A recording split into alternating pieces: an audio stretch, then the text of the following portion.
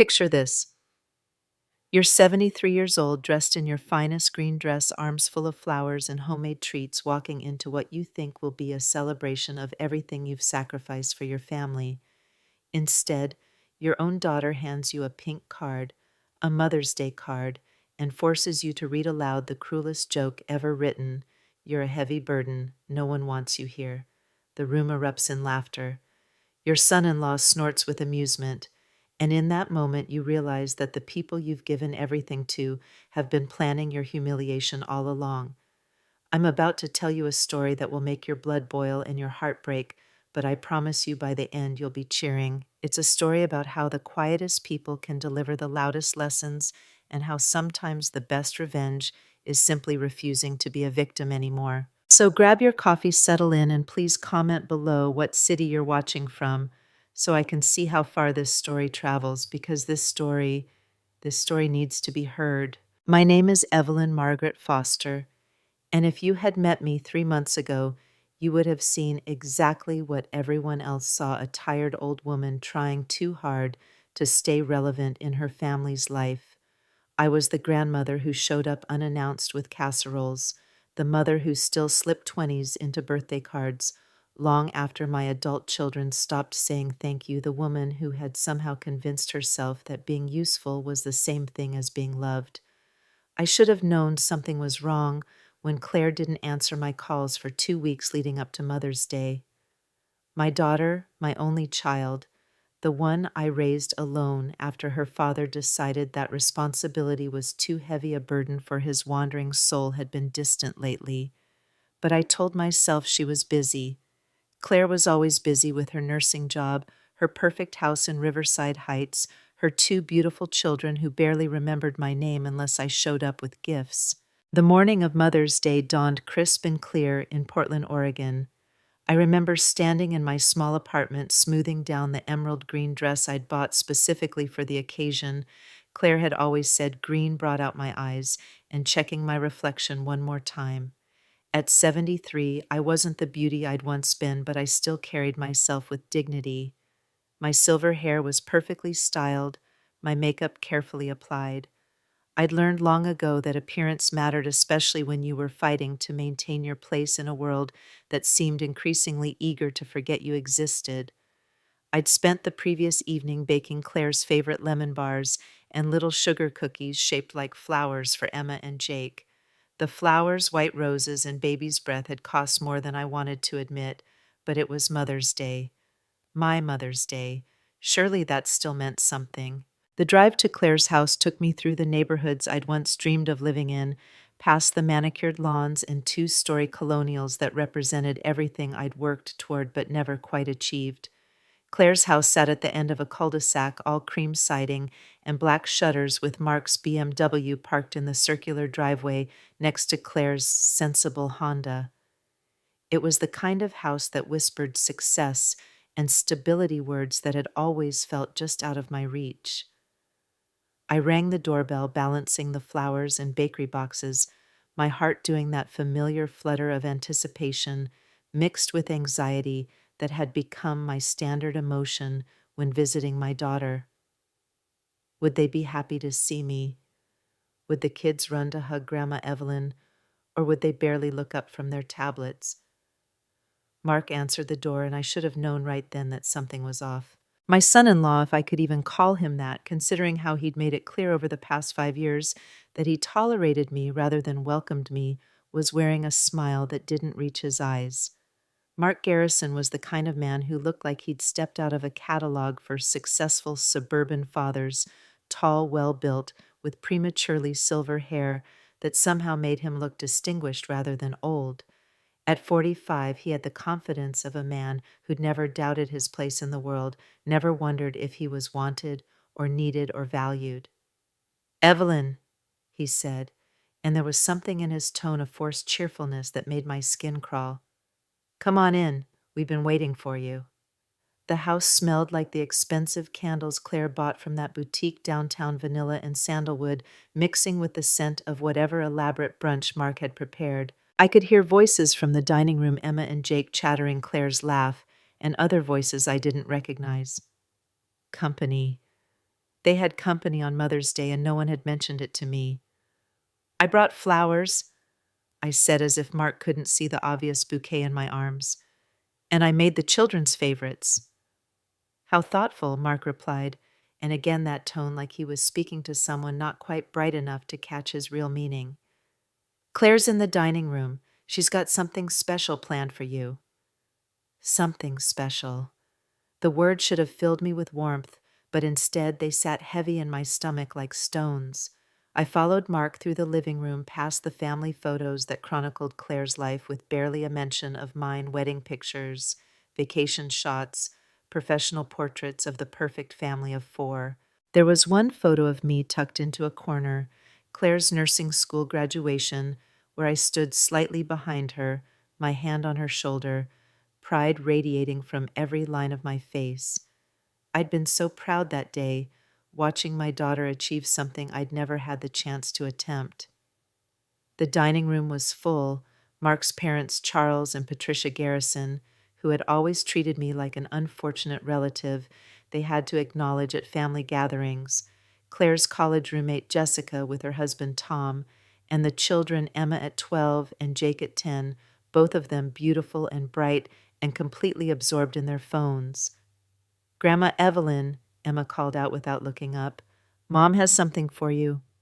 "Hi, sweetheart," I said, setting the flowers on the sideboard and the bakery boxes near the elaborate spread Mark had prepared: eggs Benedict, fresh fruit arranged in perfect spirals, mimosas in actual champagne flutes. This was the kind of brunch that belonged in magazines, the kind of celebration that said, "We matter, we have arrived, we deserve beautiful things."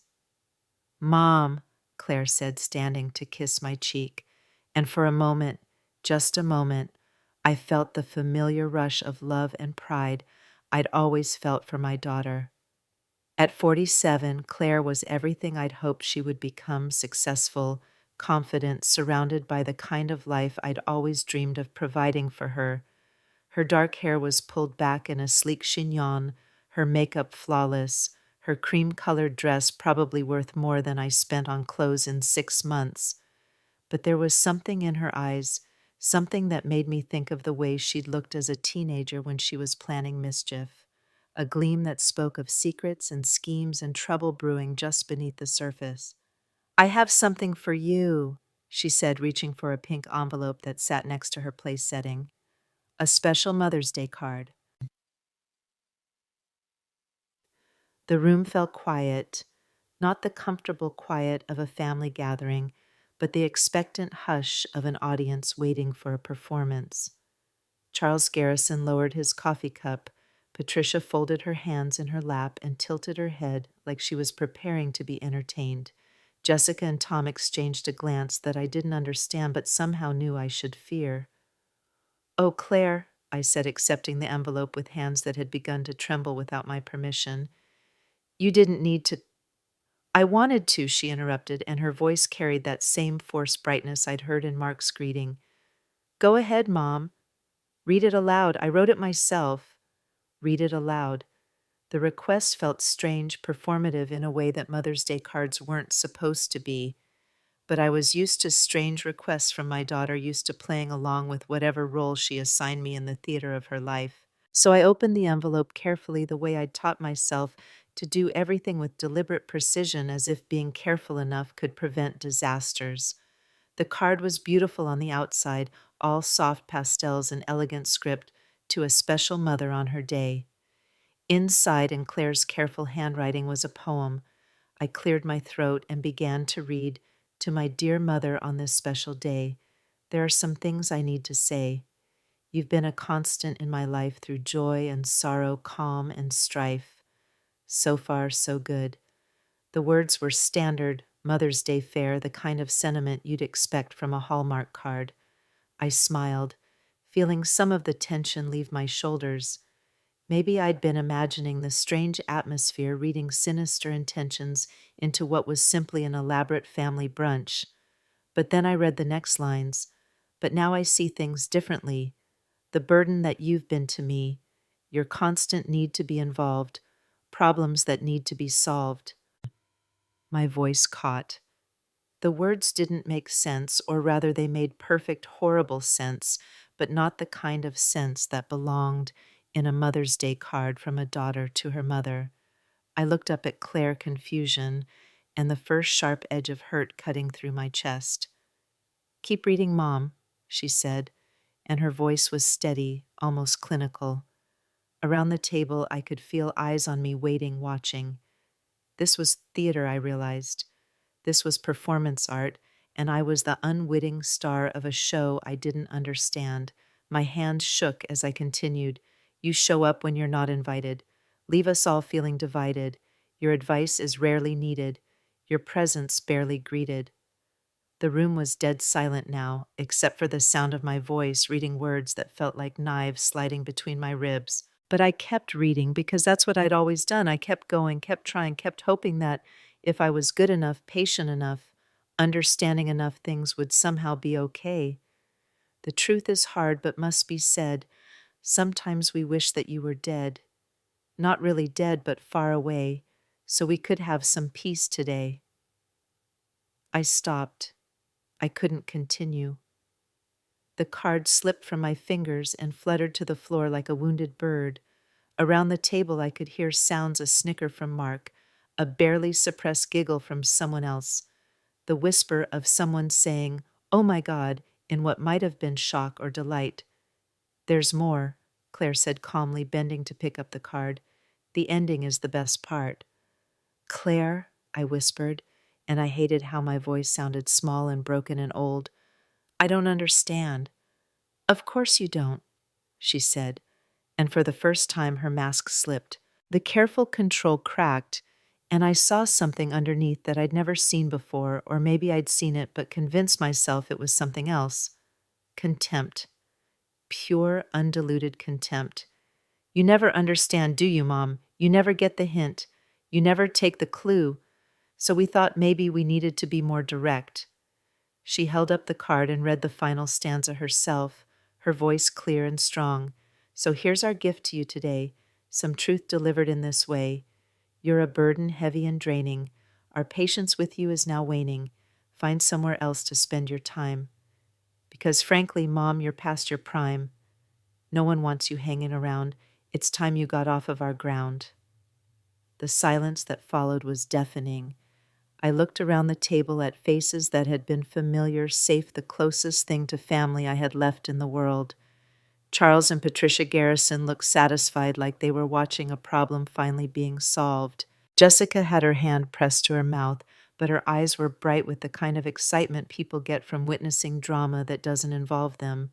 Tom was studying his eggs Benedict like it held the secrets of the universe. And the children, God, the children were watching their grandmother be destroyed, and they looked bored. Like this was just another adult conversation they had to sit through before they could go back to their screens. "Happy Mother's Day, Mom," Claire said, and she was smiling now, really smiling, the kind of smile that reaches your eyes when you're genuinely pleased with something you've accomplished. Mark snorted, actually snorted with laughter. "Evelyn, you should see your face," he said. "It's like you actually thought this was going to be a normal Mother's Day celebration." I started, but there were no words. "What do you say when the people you've loved most in the world reveal that they've been planning your humiliation? What response is appropriate when your daughter, your only child, the person you sacrificed everything for, hands you a card telling you that you'd be better off dead? We've been talking about this for months," Claire continued as casually as she might discuss the weather. "About how to make it clear that things need to change. You can't keep showing up here uninvited. You can't keep inserting yourself into our lives. We're adults, Mom. We have our own family now, our own traditions. There isn't room for you anymore." Patricia Garrison nodded sagely. "It's really for the best, Evelyn. Children need to be able to live their own lives without feeling obligated to manage their parents' emotional needs." Manage my emotional needs. Is that what they thought I was doing? Is that what 30 years of trying to be helpful, trying to stay connected, trying to love them, looked like from the outside? I stood up slowly, my legs shaky but still holding me. Around the table, conversations had started to resume. quiet murmurs about how it needed to be said and someone had to do it, and she'll understand eventually. They were talking about me like I wasn't there, like I was already gone.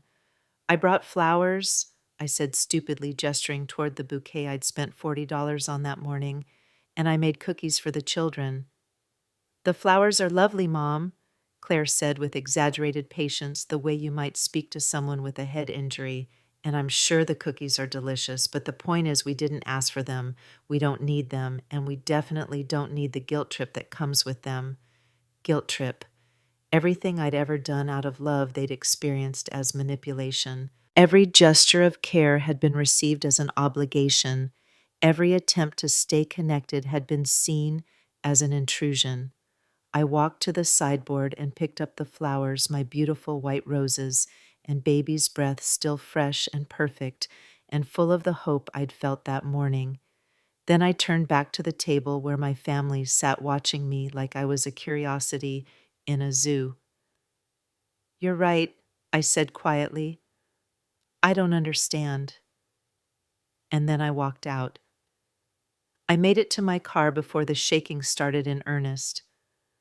My hands were trembling so badly I could barely get the key in the ignition, and when I finally managed to start the engine, I sat there for a full 5 minutes staring at the house where I'd just been systematically destroyed by the people I loved most. Through the dining room window, I could see them still sitting around the table, probably already moving on to other topics of conversation. Mark was pouring more mimosas. Claire was cutting into what looked like a beautiful Mother's Day cake. Had she made a cake for Mother's Day and then used the occasion to tell me I wasn't welcome anymore? The cognitive dissonance was staggering. Emma appeared at the window and waved at me, a casual little flutter of fingers that suggested she thought this was all perfectly normal. That watching your grandmother get eviscerated was just part of a typical family holiday. What had they told those children about me? What story had they constructed to make my love look like burden, my presence feel like punishment? I drove home in a daze, the flowers lying on the passenger seat like a funeral arrangement for my relationship with my family. The streets of Portland blurred past familiar neighborhoods where I'd lived and worked and raised my daughter, where I'd built a life that apparently didn't matter to anyone but me.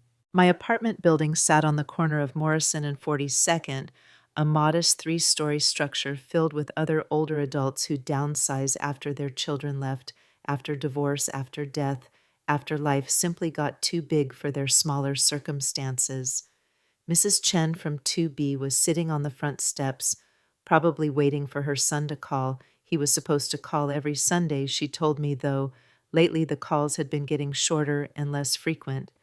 "How was Mother's Day, dear?" she asked as I approached, but something in my face must have given her the answer because she didn't wait for a response. "Oh, honey, come here." I collapsed into her arms like a child, the flowers finally falling from my grasp to scatter across the sidewalk. Mrs. Chen held me while I sobbed great ugly sobs that came from a place so deep I hadn't known it existed. She didn't ask questions, didn't offer platitudes about how they didn't really mean it, or families are complicated. She just held me and let me cry for the death of something I'd thought was permanent.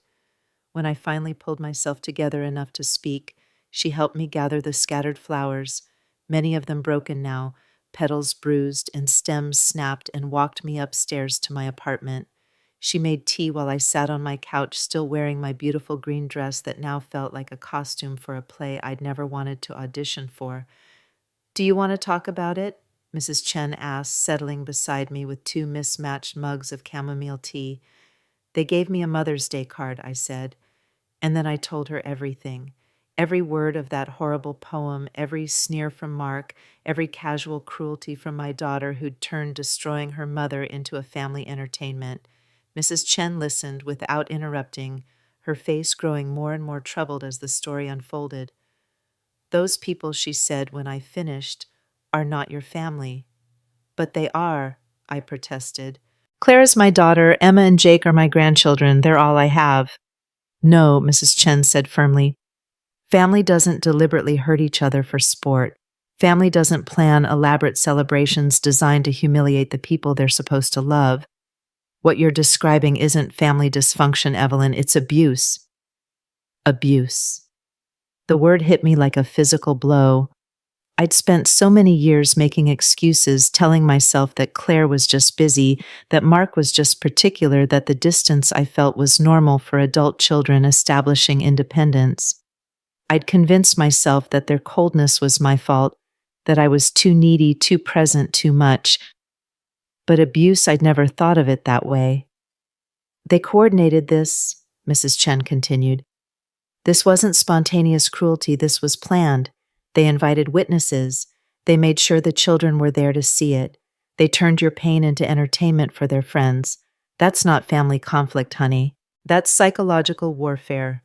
I spent the rest of that day replaying every interaction I'd had with Claire and Mark over the past year, looking for signs I'd missed, patterns I'd ignored. And once I started looking, I couldn't stop seeing them. The way Mark would check his watch whenever I spoke, making it clear that my presence was an imposition on his valuable time. The way Claire would redirect conversations away from my life and toward theirs, as if nothing happening to me could possibly be as interesting as their latest home improvement project.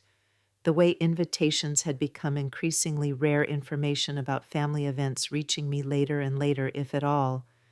The way they'd stopped saying thank you. That night alone in my apartment with Mrs. Chen's words echoing in my head, I did something I hadn't done in years. I got out a piece of paper and started making a list. Not a grocery list or a to-do list, but an accounting. A reckoning of everything I'd given, everything I'd sacrificed, everything I'd poured into the black hole of trying to earn love from people who had decided I didn't deserve it. The list grew longer than I'd expected. Much longer.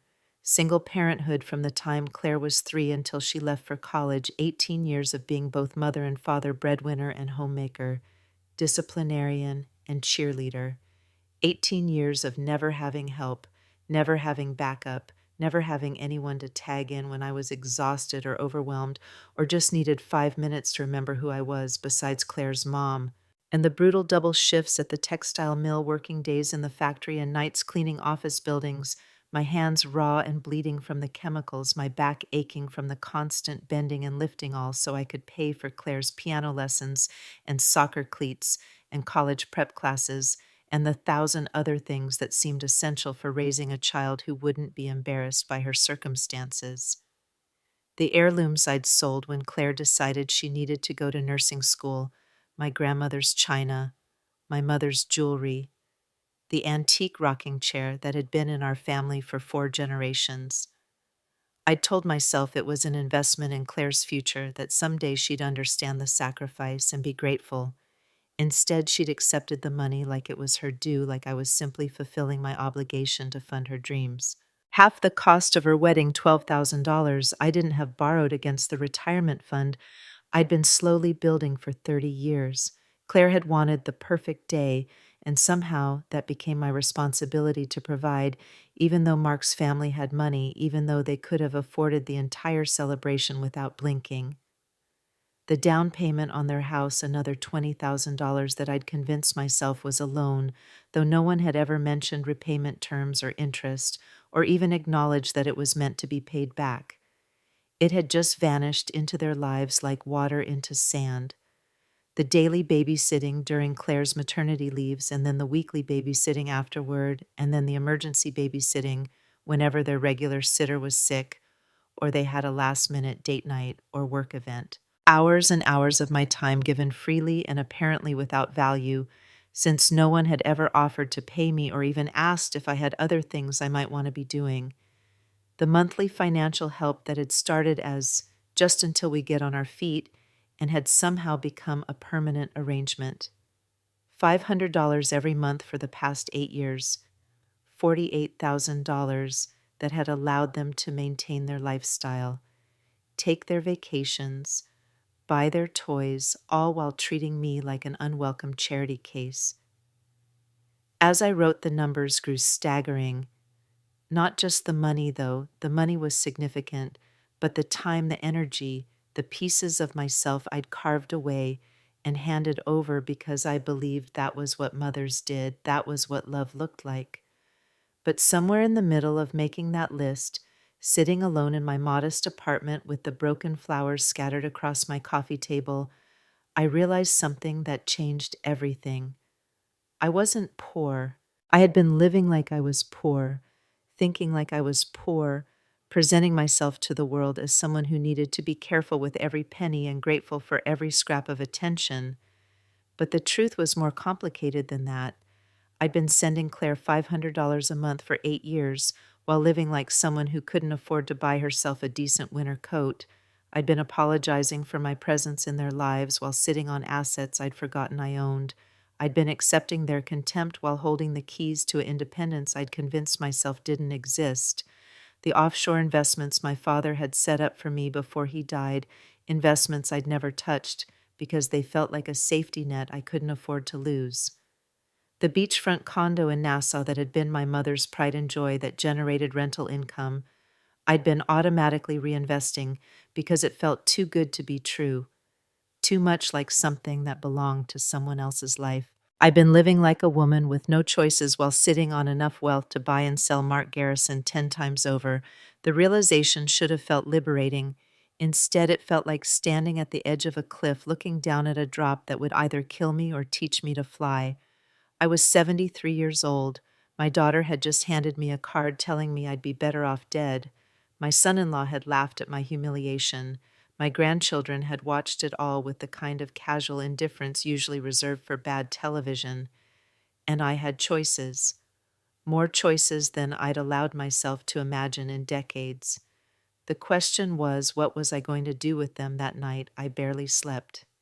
Every time I closed my eyes, I saw Claire's face as she'd read that final stanza, the satisfaction in her voice as she delivered what she clearly thought was a perfectly justified verdict on my worthlessness. I heard Mark's snort of laughter, saw the approving nods from his parents, felt again the sting of being reduced to an inconvenience that needed to be managed. But alongside the hurt and humiliation, something else was growing, something that felt dangerous and necessary and long overdue. I was angry, not the weepy, self-pitying anger of someone who'd been wronged and wanted sympathy, not the helpless fury of someone with no power to change their circumstances. This was something cleaner, sharper, more focused than anything I'd felt in years. This was the anger of someone who'd finally realized they'd been played for a fool, and fools I was beginning to understand had options. They just needed to be brave enough to use them. The morning after Mother's Day, I woke up feeling like I'd been hit by a truck. Every bone in my body ached, and for a moment I couldn't remember why I felt so hollow inside. Then it all came flooding back. The pink card, Claire's satisfied smile, Mark's cruel laughter, the way my grandchildren had watched my destruction with the casual interest of people observing a mildly entertaining television show. I lay in bed staring at the ceiling, listening to the sounds of Portland waking up outside my window. Mrs. Chen was right. What had happened wasn't normal family dysfunction. It was calculated cruelty, performed for an audience designed to humiliate and destroy. But knowing that didn't make the pain less sharp or the betrayal less complete. My phone buzzed on the nightstand. For one foolish moment, my heart leaped. Maybe Claire had called to apologize. Maybe she'd realized how horrible the whole thing had been. Maybe there was still a chance to salvage something from the wreckage of yesterday. But it wasn't Claire. It was a text from my bank. Auto pay reminder, $500 on dollars will be transferred to Claire Garrison on May 15th. The monthly payment. The money I'd been sending faithfully for 8 years, the financial lifeline that had helped them maintain their perfect suburban lifestyle while they planned my emotional execution. I stared at the text, feeling something cold and hard settle in my chest. They were expecting their money. 3 days after telling me I was a burden they wished was dead, they still expected me to keep funding their lives. I got out of bed and walked to my kitchen, moving like someone much older than my 73 years. Everything hurt, not just my body, but something deeper, something that felt like it might never heal properly. I made coffee with shaking hands and sat at my small dining table, looking out at the morning light filtering through the windows of my modest apartment. This was my life, this small space, these simple furnishings, this careful existence where I counted pennies and apologize for taking up space while sending $500 a month to people who had publicly humiliated me for sport. The cognitive dissonance was staggering. My laptop sat on the counter, dusty from disuse. I hadn't looked at my financial accounts in months. The automatic payments took care of themselves, and I'd trained myself not to think too hard about money I couldn't afford to spend on myself. But now, with that bank text burning in my memory and Mrs. Chen's words echoing in my head, I found myself opening the computer and logging into accounts I'd been ignoring for years. What I found there made me sit back in my chair, coffee growing cold in my hands. My father had been a careful man, conservative with money, but smart about investments. Before he died 15 years ago, he'd set up several accounts for me. Rainy day monies, he'd called it, funds that would grow quietly in the background while I lived my life. I'd promised him I'd leave them alone unless there was a real emergency, and somehow I'd kept that promise even when money was tight, even when Claire needed help with school or the house or the endless stream of expenses that seemed to follow her through life. The accounts had grown significantly. Between the various investment portfolios and bonds, I was looking at over $400,000, money that had been sitting there compounding quietly while I lived like a woman who had to choose between heating her apartment and buying groceries. But that wasn't the most shocking discovery. Buried in my email in a folder I rarely checked were years of notifications from a property management company in Nassau. My mother's beachfront condo, the one she'd bought in the 1980s as a retirement dream that she'd barely gotten to enjoy before cancer took her, had been generating rental income for over a decade. Substantial rental income. The property manager's latest report showed monthly rental proceeds of nearly $3,000, most of which had been automatically reinvested in additional properties and improvements. The beachfront condo had somehow turned into a small real estate empire worth well over $1 million, and I'd been too caught up in my role as the struggling single mother, the devoted grandmother, the woman who couldn't afford to take up space to pay attention to any of it. I sat there staring at numbers that didn't make sense, at a financial reality that was completely at odds with the story I'd been telling myself about my life. I wasn't poor. I wasn't dependent on anyone. I wasn't a burden who needed to be grateful for scraps of attention from my ungrateful family. I was a woman with resources. Resources I'd never used because I'd been so busy playing a role that no longer served me. The phone rang, startling me out of my financial revelations. It was Claire. "Hi, Mom," she said, and her voice was different, not apologetic exactly, but carefully neutral, like someone testing the temperature of water before diving in. "Claire," I said, and I was surprised at how steady my own voice sounded. "I wanted to call and check on you," she continued. "Yesterday was intense. I know the card was pretty direct, but I think it needed to be said. Mark and I have been talking, and we think maybe we should discuss some boundaries going forward."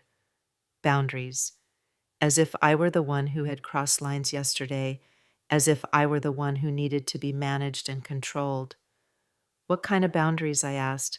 "Well, for starters, maybe calling before you come over. And we've been thinking that Sunday dinners might be too much of a regular commitment.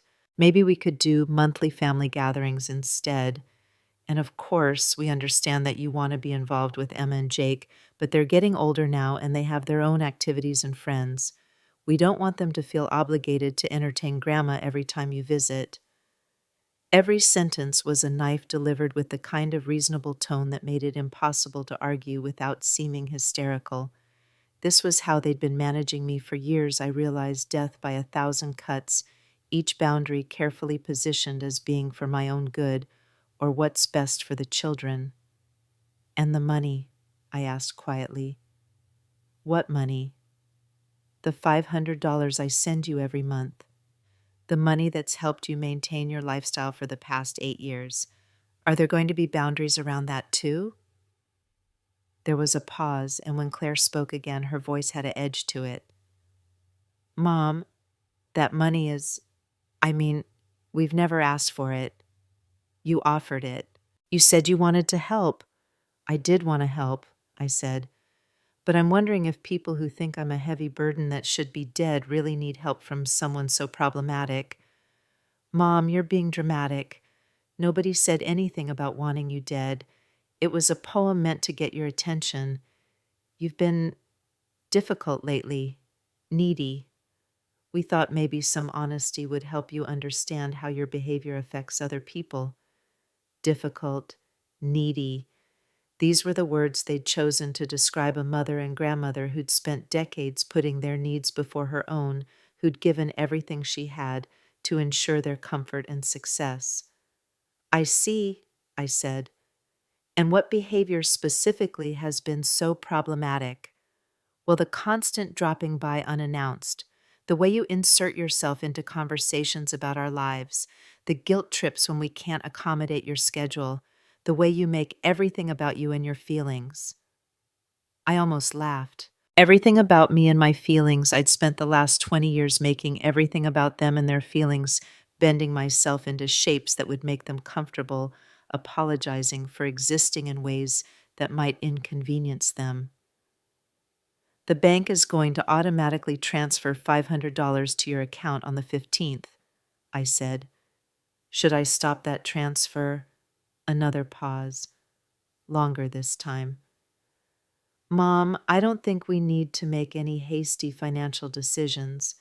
The money, it's been helpful, yes, but it's not something we depend on. If you're having money problems, we can talk about adjusting the amount. Money problems. She thought I was threatening to cut off their allowance because I couldn't afford it anymore, not because I was finally seeing clearly how they'd been using me. I'm not having money problems, Claire, I said. I'm having family problems. Look, Mom, maybe we both need some time to cool off. Why don't we plan to talk in a few days when emotions aren't running so high? When my emotions aren't running so high, you mean? I didn't say that. You didn't have to. I looked out my window at the Portland morning at people going about their lives, most of them probably unaware that they were living in a world where children could destroy their parents for entertainment and call it honesty. Claire, yesterday you gave me a card telling me that no one wants me around and that I'd be better off dead. Today you're calling to discuss boundaries and telling me I'm being too emotional about it. Do you see the disconnect there? The card was Mark's idea, she said, and there was something almost defensive in her voice. I thought it was too harsh, but he said sometimes people need to hear difficult truths. Mark's idea. Of course it was. Mark, who'd never liked me, who'd made it clear from the beginning that he resented any time or attention his wife gave to her mother. Mark, who'd probably been working on Claire for years, slowly poisoning her against me, turning natural family connection into something shameful and burdensome. So this was all Mark's idea, I asked. The humiliation, the audience, the cruel poem designed to destroy me on Mother's Day. It wasn't meant to destroy you, Mom. It was meant to wake you up. Wake me up to what? To the fact that we're adults now. We have our own family, our own traditions, our own lives. You can't keep trying to be the center of everything. The center of everything. I almost laughed again. When had I ever been the center of anything in their lives? I'd been a convenient source of money and free babysitting, a reliable safety net they could count on but didn't have to acknowledge or appreciate. I'd been furniture in their lives, useful when needed, invisible otherwise. You're right, I said finally. I do need to wake up. Good, Claire said, and I could hear relief in her voice. I'm glad you understand. Oh, I understand perfectly, I said. I understand that you and Mark have been using me for years while quietly resenting my existence. I understand that you've been taking my money and my time and my love while planning elaborate ways to humiliate me. I understand that I've been a fool. Mom, I also understand that I have choices, I continued, feeling something powerful unfurling in my chest. More choices than I've allowed myself to realize in a very long time. What's that supposed to mean? It means that people who find me burdensome probably shouldn't be receiving money from me every month. It means that people who wish I was dead probably don't need me babysitting their children. It means that people who think I'm the problem in their lives are welcome to solve that problem by removing me from the equation entirely. You're being ridiculous, Claire said, but there was something in her voice now, a note of alarm, like someone who just realized they might have pushed too far. Am I? Yesterday you made it very clear that I'm not wanted in your life. Today you're calling to establish boundaries that will formalize my exile while still expecting me to fund your lifestyle. Do you see how that might seem a little unbalanced? The money was never a requirement. Wasn't it 8 years of $500 a month, Claire? $48,000 that helped you maintain a standard of living you couldn't afford on your own. 8 years of me believing that my financial help was a way of showing love, of staying connected, of being useful to my family. But apparently, it was just enabling your resentment. I could hear her breathing on the other end of the line, processing what I was saying, trying to figure out how to regain control of a conversation that was slipping away from her. Mom, I think you're misunderstanding the situation. Nobody resents you. We just need some space to. I'm going to stop you right there, I said, and my voice was stronger than it had been in years. I'm 73 years old, Claire. I don't have time left to waste on misunderstanding situations. Yesterday, you humiliated me in front of your family and friends. Today, you're trying to gaslight me into believing that my reaction to that humiliation is the real problem. I may be old, but I'm not stupid. I never said you were stupid. You didn't have to say it. You've been treating me like I was stupid for years, taking my money while rolling your eyes at my presence, using me for babysitting while making sure I knew I was an imposition, accepting my help while making jokes about how burdensome I am. We never. Mark snorted with laughter when you read that card yesterday, snorted Claire. Like watching your mother-in-law get eviscerated was the funniest thing he'd ever seen. And you smiled. You smiled while you destroyed me. The silence that followed was the kind of quiet that comes after someone realizes they've been caught in something they can't explain away. I think, I said finally, that we should both take some time to think about what we really want from this relationship. And while we're thinking, I'm going to cancel that automatic transfer to your account. Mom, wait. But I'd already hung up. I sat there for a long time after the call ended, feeling like I'd just done something irrevocable. Not just canceling the money that was simple enough, but something deeper. I'd stopped playing the role they'd assigned me. I'd stopped accepting their version of reality where I was the problem, and they were the long-suffering victims of my neediness. It was terrifying and exhilarating at the same time. I spent the rest of the morning on the phone with my bank, canceling the automatic transfer and closing the joint account Claire and I had opened years ago for emergencies. There had never been any emergencies that worked in my favor. The money flowed one direction only from me to them, a steady stream of financial support that had become so routine I'd stopped thinking of it as a choice. But it was a choice. Everything was a choice. The banker, a pleasant young woman named Sarah, was professionally helpful but clearly puzzled by my requests. Mrs. Foster, I just want to make sure you understand that closing this account will prevent any future transfers to the linked account. Are you sure you want to do this? I'm very sure, I said, and you're aware that there will be tax implications for liquidating some of these investment accounts. I hadn't been aware of that, actually. I'd been so focused on the emotional implications of my financial decisions that I hadn't considered the practical ones. But as Sarah explained the various consequences and options, I realized that I needed help navigating this new reality, professional help from someone who understood money in ways I'd never had to learn. Sarah, I said, do you have financial advisors at your bank, people who help clients make decisions about life changes? We do, see, she said. Would you like me to set up an appointment? Yes, I said, surprising myself with how decisive I sounded. I think I would. The appointment was set for Thursday morning.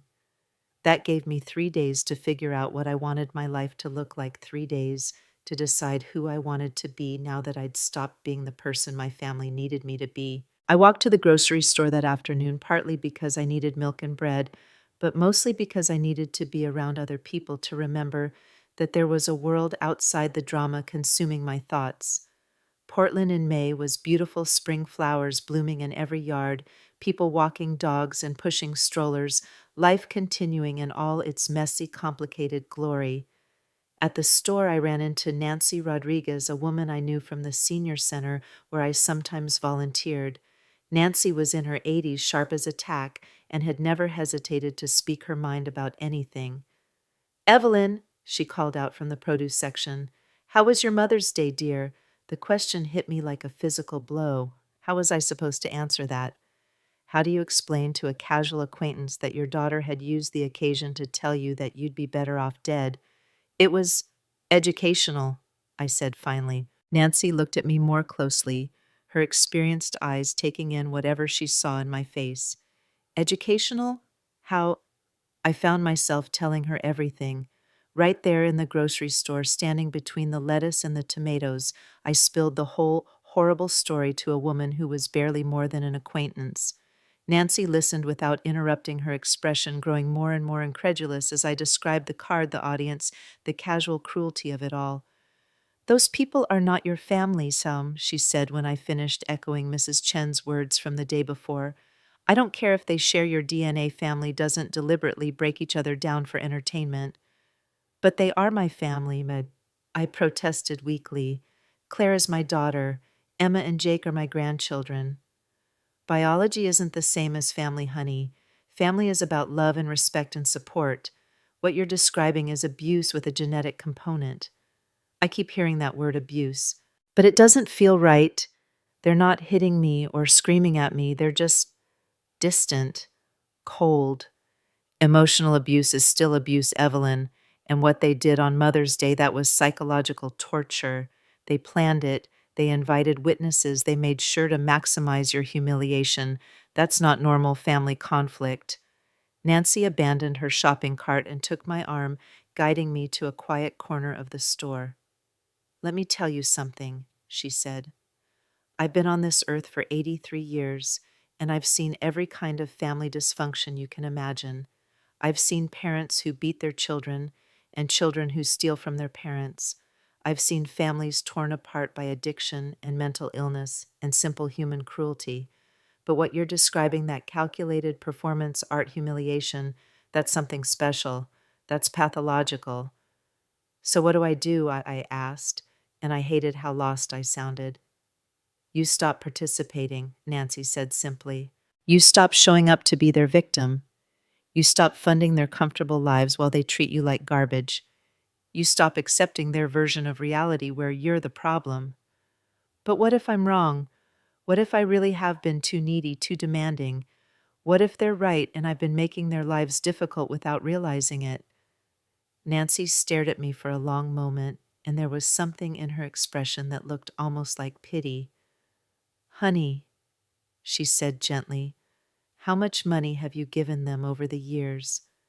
I told her about the monthly payments, the down payment on the house, the wedding expenses, the constant stream of financial support that had flowed from my life into theirs. "And how much have they given you?" she asked. I thought about it. In 8 years of monthly payments and decades of financial support and emotional availability, what had flowed back to me? "Nothing," I said finally. "They've never given me anything. Not even gratitude. Not really. They seemed to think it was expected, like I owed it to them. And the babysitting. The constant availability for their convenience. I thought I was being helpful. I thought that's what grandmothers were supposed to do. What you were supposed to do was be appreciated for your help. You were supposed to be thanked and valued and treated with respect. Instead, they turned your generosity into an obligation and your love into a burden." Standing there in the grocery store, surrounded by the mundane details of normal life, I felt something shift inside me. Not anger this time, but something colder and more permanent. A kind of clarity that felt like waking up from a long, confusing dream. Nancy was right. Mrs. Chen was right. I'd been participating in my own destruction for years, accepting less and less respect while giving more and more of myself until I'd become exactly what they'd always seen me as, a convenient resource to be used when needed and dismissed when inconvenient. What do I do now? I asked. Now, Nancy smiled, and there was something fierce in her expression. Now you remember who you were before you became their victim.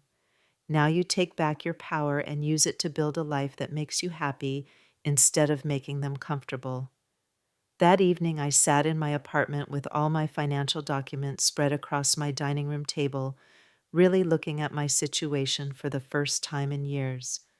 Not just the money, though, the money was significant, but the entire architecture of my life that I'd built around serving people who didn't want to be served by me. I thought about the woman I'd been before Claire was born, the dreams I'd put aside to focus on single parenthood, the adventures I'd postponed indefinitely to make sure my daughter had everything she needed. I'd been young once, full of plans and possibilities. I'd wanted to travel, to write, to see the world beyond the narrow confines of duty and responsibility. What had happened to that woman? When had I stopped being Evelyn Foster and become just Claire's mom, and then Emma and Jake's grandmother roles that apparently weren't even wanted anymore? I picked up my mother's deed to the Nassau property and studied the address Ocean View Drive, Paradise Island. I could barely remember visiting the place when I was younger, but I had vague memories of white sand beaches and turquoise water, of my mother sitting on a balcony overlooking the ocean, talking about retirement dreams that cancer had cut short. The property management company's website showed photos of the condo, recently renovated, beautifully appointed, with floor-to-ceiling windows facing the Caribbean Sea. It looked like the kind of place where a different version of myself might live, a woman who didn't count pennies or apologize for taking up space. My phone buzzed. Another text from Claire. Mom, I've been thinking about our conversation today. Maybe we should meet for lunch tomorrow and talk things through. I think there's been some miscommunication. Miscommunication? As if the problem was that I'd misunderstood the poem telling me I'd be better off dead, as if I'd misinterpreted their laughter at my humiliation. I didn't respond to the text. Instead, I opened my laptop and started researching flights to Nassau. The next morning brought more calls from Claire, 3 voicemails that I didn't listen to, and 2 more texts suggesting we work things out and not let emotions make decisions for us. But there were no apologies, no acknowledgement that what they'd done might have been wrong, no recognition that I had any right to be hurt by their treatment. Just suggestions that I was overreacting and that we needed to find a way to restore the status quo where they could treat me however they wanted while still benefiting from my financial support. I thought about calling her back, about trying to explain how much they'd hurt me, about giving them one more chance to understand what they'd done. But then I remembered Mark's snort of laughter, remembered the satisfaction in Claire's eyes as she'd read that final verse, remembered the way my grandchildren had watched my destruction with bored indifference. Some things couldn't be explained or forgiven or worked through. Some betrayals were too complete, too calculated, too deliberately cruel to overcome with conversation and compromise. I made myself breakfast and ignored the phone. At 10 o'clock, I drove to the bank to meet with the financial advisor. Her name was Margaret Walsh, a woman in her 50s with kind eyes and a no-nonsense manner that immediately put me at ease. She'd reviewed my accounts before our meeting and had questions that cut straight to the heart of my situation. Mrs. Foster, she said, I have to ask, are you aware of the extent of your assets? I'm beginning to be, I said. Because based on what I'm seeing here, you're a wealthy woman who's been living like someone with very limited resources. The discrepancy is, significant. She walked me through everything, the investment accounts that had grown substantially over the years, the Nassau property that was generating substantial monthly income, the various bonds and certificates that my father had set up decades ago and that I'd forgotten existed. Conservatively, she said, you're looking at assets worth approximately $1.8 million. The Nassau property alone is worth over $1 million, and it's generating enough income to support a very comfortable lifestyle. $1.8 million. I stared at the number on her computer screen, trying to reconcile it with the woman who'd been carefully rationing her grocery budget while sending $500 a month to people who held her in contempt. Why haven't I been living comfortably then? I asked. Margaret looked at my account history, at the pattern of automatic transfers and careful budgeting that had characterized my financial life for the past decade. It looks like you've been sending a significant portion of your income to family members, she said diplomatically, and living on what remained rather than what you could afford. I've been giving them my money while living like I didn't have any. That appears to be accurate, yes. I thought about this for a moment, about the years I'd spent in this small apartment buying generic groceries and wearing the same clothes until they fell apart while sitting on assets that could have given me any life I wanted. I'd been so focused on providing for Claire and her family that I'd forgotten to provide for myself. What would it take, I asked slowly, for me to live in Nassau in my mother's condo? Practically speaking, not much. The property is in excellent condition, it's fully furnished, and the rental income alone would support a very comfortable lifestyle there. You'd need to establish residency, set up local banking, that sort of thing. But financially, you could move tomorrow if you wanted to. Move tomorrow. The phrase hung in the air between us like a possibility I'd never allowed myself to consider. What about my life here? I asked. What about it, Mrs. Foster? Forgive me for being direct, but what exactly are you leaving behind? You live alone in a small apartment. You have family members who seem to be causing you significant stress, and you're not using any of your resources to create the life you actually want. She was right, of course. What was I leaving behind? A daughter who thought I was a burden, a son-in-law who laughed at my pain, grandchildren who barely acknowledged my existence unless I showed up with gifts, an apartment I'd chosen for its affordability rather than its comfort, a social life that consisted mainly of grocery store conversations and occasional volunteering. I'd been so busy maintaining connections that were hurting me that I'd never stopped to ask whether those connections were worth maintaining. If I moved to Nassau, I said, would I be able to come back if I changed my mind? Mrs. Foster, with your resources, you could maintain homes in both places if you wanted to. You could spend summers in Portland and winters in the Caribbean. You could travel anywhere you wanted, live anywhere you wanted, do anything you wanted. You have options that most people only dream about. Options, choices, freedom. For the first time in decades, I had the power to shape my own life according to my own desires rather than other people's expectations. The question was, did I have the courage to use that power? I left the bank feeling like I was walking through someone else's life.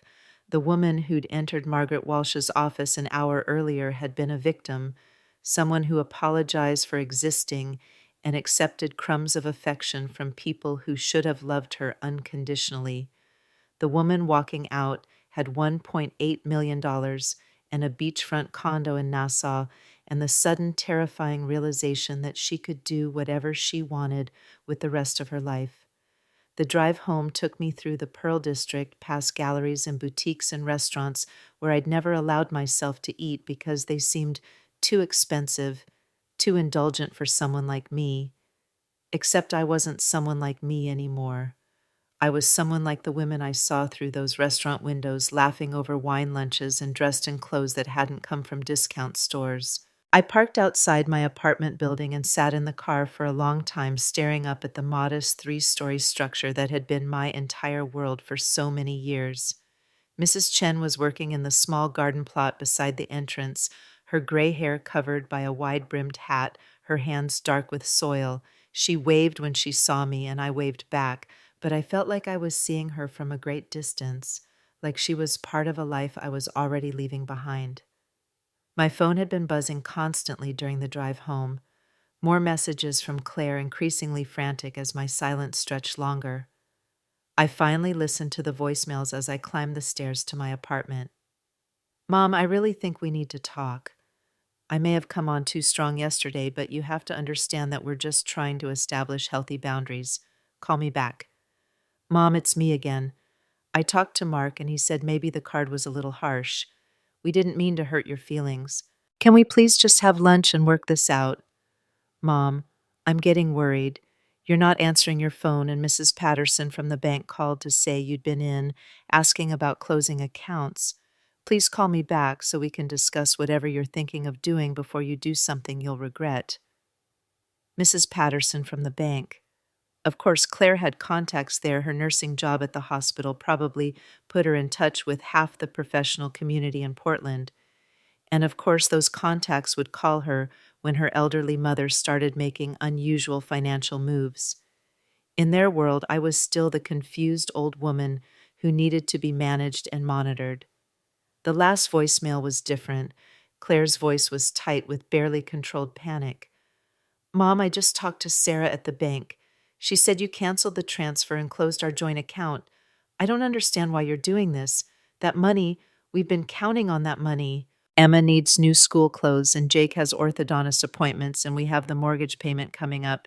You can't just cut us off without warning. This is financial abuse, Mom. You're punishing us for being honest with you about our concerns. Please call me back immediately. Financial abuse. The irony was so complete it was almost beautiful. 8 years of taking my money while treating me with contempt, and now that I'd stopped giving it, I was the one committing abuse. I saved the voicemail and made myself a cup of tea, settling into my chair by the window with a clarity that felt almost supernatural. Everything was different now, not just my understanding of my financial situation, but my understanding of what had been happening to me for years. The gaslighting, the manipulation, the careful construction of a reality where I was always wrong and they were always justified in their treatment of me. Claire called again while I was drinking my tea. This time I answered. Mom, thank God, she said, and there was genuine relief in her voice. I've been so worried. Mrs. Patterson said you were making some pretty dramatic financial changes, and I just want to make sure you're thinking clearly about this. I'm thinking very clearly, I said. Good, that's good. I know yesterday was upsetting and maybe we could have handled things better, but closing accounts and cutting off support, Mom, that's not going to solve anything. That's just going to create more problems for everyone. For everyone or for you. For the family. Mom, we're a family. Families work through their problems together. They don't just cut each other off financially when they have disagreements. Is that what happened yesterday? A disagreement? Well, yes, a disagreement about boundaries and expectations. These things happen in families, but we work through them. I looked out my window at Mrs. Chen, still working peacefully in her garden, and marveled at how calm I felt. 2 days ago, this conversation would have had me apologizing and backtracking and desperately trying to repair whatever I'd broken. Now it felt like listening to someone speak a language I no longer understood. Claire, I said, I want you to listen to me very carefully. Yesterday you gave me a card on Mother's Day that told me I was a heavy burden that no one wanted around and that I'd be better off dead. You read it aloud in front of your family and friends who laughed at my humiliation. Your husband snorted with amusement at my pain. Your children watched their grandmother get destroyed and barely looked up from their phones. Mom, I'm not finished. For 8 years, I've been sending you $500 a month while living like someone who couldn't afford basic comforts. I've been babysitting your children for free, helping with your household expenses, and providing emotional support whenever you needed it. In return, you've grown increasingly cold, increasingly resentful, and increasingly comfortable treating me like an inconvenience. That's not true. We've never, It is true. And yesterday you made it official. You told me exactly what you think of me, exactly how little you value my presence in your lives, exactly how much contempt you have for the woman who sacrificed everything to raise you. Claire was quiet for a moment, and when she spoke again, her voice had a different quality, less panic, more calculation. Mom, I think you're having some kind of emotional breakdown. The way you're interpreting things, the dramatic financial decisions. Maybe you should talk to someone, A counselor, or maybe Dr. Martinez, could recommend someone who specializes in helping seniors navigate family transitions. Family transitions. Emotional breakdowns. The language of pathology being applied to my entirely rational response to systematic emotional abuse. This was how it worked, I realized. This was how they maintained control by making my reactions to their mistreatment into evidence of my instability. I'm not having a breakdown, Claire. I'm having a revelation. What does that mean, Sab? It means I'm finally seeing clearly. For the first time in years, maybe decades, I'm seeing the situation exactly as it is, rather than how I've been pretending it is. And what do you think you see? The question was asked with the kind of patronizing patience you'd use with someone who was clearly delusional, someone whose perceptions couldn't be trusted. I see a daughter who has been using her mother as an ATM while systematically undermining her self-worth. I see a family that has been taking financial support for granted while making it clear that the person providing that support is unwelcome in their lives. I see people who planned an elaborate humiliation ritual and are now upset that their victim isn't grateful for the honesty. Mom, you're being paranoid. Nobody planned anything. The card was just, it was meant to be funny, dark humor. We thought you'd understand that it was a joke. A joke. You thought telling your 73-year-old mother that she'd be better off dead was a joke. Not dead, dead, just, less involved, less present. We thought you'd get the message and maybe back off a little. Less present. The phrase hung between us like a confession. They hadn't wanted to destroy me, they just wanted me to disappear. To keep sending money but stop expecting acknowledgement, stop hoping for inclusion, stop believing that my love was welcome in their lives. Well, I said I got the message. Good, so maybe now we can. The message I got, Claire, is that you don't want a relationship with me. You want a bank account with maternal feelings. You want someone to fund your lifestyle and babysit your children and provide emotional support when convenient, but you don't want the actual person who comes with those services. That's not Mom, you're twisting everything around. Am I? Then tell me, when was the last time you asked about my life, not my willingness to help with your life, but my actual life, my interests, my dreams, my concerns that don't relate to your family. The silence stretched long enough that I knew she was searching her memory and coming up empty. We talk all the time.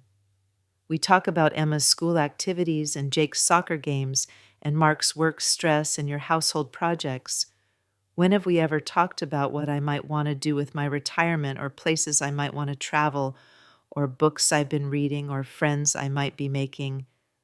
I don't remember specific conversations, but I'm sure we haven't, because you're not interested in me as a person, Claire. You're only interested in me as a resource, and now that I'm no longer willing to be that resource, you're panicking. The money isn't the issue here, she said, but her voice had a defensive edge that suggested otherwise. This is about family. This is about not giving up on each other when things get difficult. Things got difficult the moment you decided I was a burden instead of a blessing. Things got difficult when you started treating my generosity as an obligation and my presence as an imposition. Things got difficult when you invited an audience to watch you destroy me for entertainment. We didn't mean for it to be, yes, you did. And as I said it, I knew it was true. You absolutely meant for it to be exactly what it was. You wanted to humiliate me publicly so there would be witnesses to my humiliation. You wanted to make sure I understood that multiple people agreed with your assessment of my worth. You wanted to break me completely, and the only thing you didn't expect was that breaking might actually set me free. Mom, please, let's just meet for lunch tomorrow and talk this through like adults. I know we can work this out. There's nothing to work out, Claire. You've made your position clear, and I've accepted it. You don't want me in your life except as a source of money and free labor. I'm no longer willing to play that role. So what does that mean? You're just going to cut us off, abandon your own family. I'm not abandoning anyone. I'm simply stopping my participation in a dynamic that's been destroying me for years. If you want a relationship with me, a real relationship based on mutual respect and affection, I'm open to that conversation, but I'm not going to keep funding my own emotional abuse. This is insane, Claire said, and now her voice was sharp with anger. You're having some kind of breakdown, and you're making decisions that are going to hurt everyone, including yourself. The money you're talking about cutting off isn't just fun money, Mom. It's money we need, money we've been counting on, money that helps us maintain the life you said you wanted us to have. There it was, the truth finally emerging from behind the therapeutic language and family rhetoric. They needed my money. They'd been counting on my money. My financial support had become so integral to their lifestyle that cutting it off would require them to make actual changes to how they lived. Then maybe, I said quietly, you shouldn't have told me I'd be better off dead.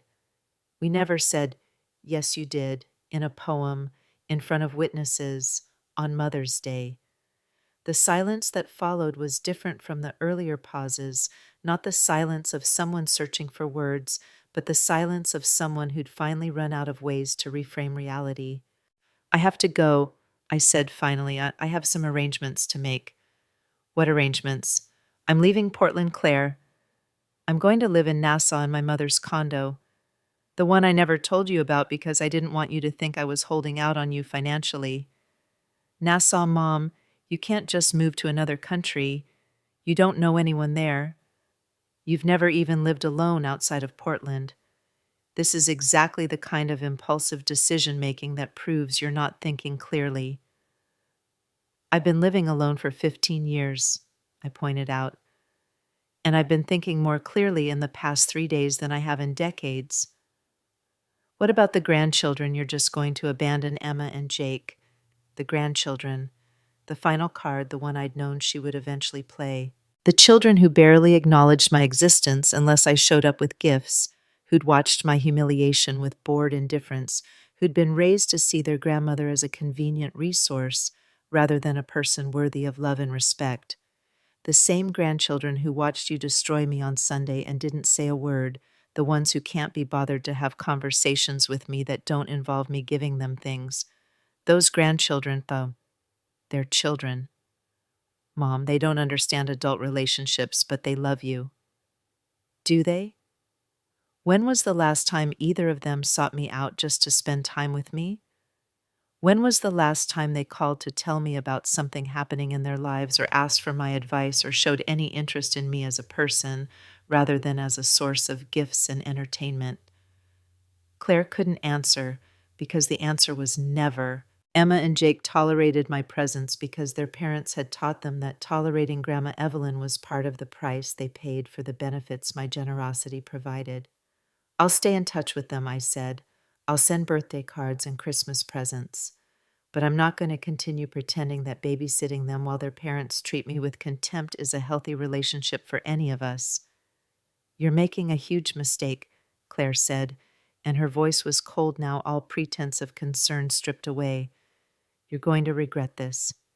You're going to be sitting alone in some foreign country realizing you threw away your family over a stupid misunderstanding and it'll be too late to fix it. Maybe, I said, but I'd rather be alone and respected than surrounded by people who think my love is a burden and my presence is a punishment. Fine, she snapped. Fine, go to Nassau, cut off your family, live in isolation. But don't expect us to be here waiting when you finally come to your senses. I don't, I said quietly. I really don't. And I hung up. The silence that followed was profound, not the heavy quiet of loneliness, but the clear, clean silence of a decision finally made. I sat in my chair by the window, watching Mrs. Chen finish her gardening, and felt something I hadn't experienced in years: peace. My phone buzzed with a text from Claire. I hope you're happy. You've destroyed your family over hurt feelings. Emma and Jake are going to grow up knowing their grandmother chose to abandon them rather than work through a simple family conflict. I hope Nassau is worth it. I deleted the text without responding. There was nothing more to say to someone who could characterize a calculated public humiliation as a simple family conflict and my refusal to continue funding my own abuse as abandonment. The next morning, I called Margaret Walsh at the bank. "Mrs. Foster," she said, sounding pleased to hear from me. "I hope you've had time to think about our conversation yesterday." "I have," I said. "I want to move forward with relocating to Nassau, full-time relocation. I want to liquidate what I need to liquidate, transfer what I need to transfer, and set up whatever accounts and arrangements I'll need to live comfortably there."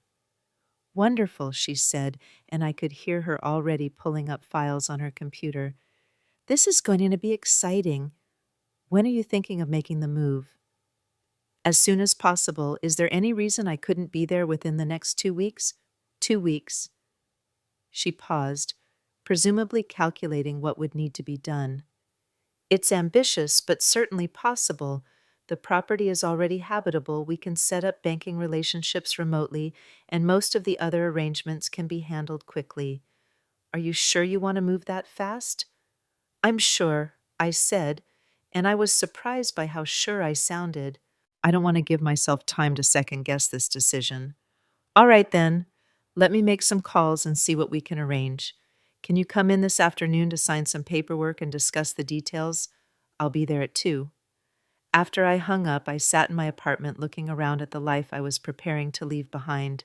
The furniture I'd accumulated over decades of careful budgeting, the books I'd collected but rarely had time to read, because I was always available for babysitting duty, the photos that chronicled a life spent in service to people who had never learned to value that service. Most of it would have to stay behind. The condo in Nassau was furnished, and shipping household goods internationally would be expensive and complicated. I'd take my clothes, some personal items, maybe a few books. Everything else could be donated or sold. It was liberating in a way I hadn't expected. All these possessions I'd been maintaining, all these things I'd thought defined my life, suddenly revealed themselves as anchors rather than treasures. I could leave them behind without regret. Mrs. Chen knocked on my door around noon carrying a container of homemade soup. "I made too much," she said, which was obviously not true. Mrs. Chen was too experienced a cook to accidentally make too much of anything. "I thought you might like some." "Thank you," I said, accepting the container. "That's very kind." She studied my face with the sharp eyes of someone who'd lived long enough to recognize significant moments when she saw them. "You look different today," she said. "Lighter, somehow." "I'm leaving Portland," I told her. "Moving to Nassau. My mother left me a property there, and I've decided it's time to use it." Mrs. Chen nodded as if this made perfect sense. Within the next 2 weeks, hopefully. "And your family, your daughter and grandchildren." I thought about how to explain what couldn't really be explained, how to summarize the complete breakdown of relationships I thought were permanent. "They'll be fine without me," I said finally. "Better, probably. They've made it clear that my presence in their lives is more of a burden than a blessing." Mrs. Chen made a small sound of understanding. "The Mother's Day card." "Among other things, yes." "Good for you," she said firmly. "Good for you for refusing to accept that treatment. Too many of us spend our final years apologizing for taking up space in our children's lives. It's refreshing to see someone choose dignity over desperation." Dignity over desperation. The phrase resonated with something deep in my chest, some part of me that had been waiting decades to hear permission to value myself as much as I'd valued everyone else. "Will you miss it?" she asked.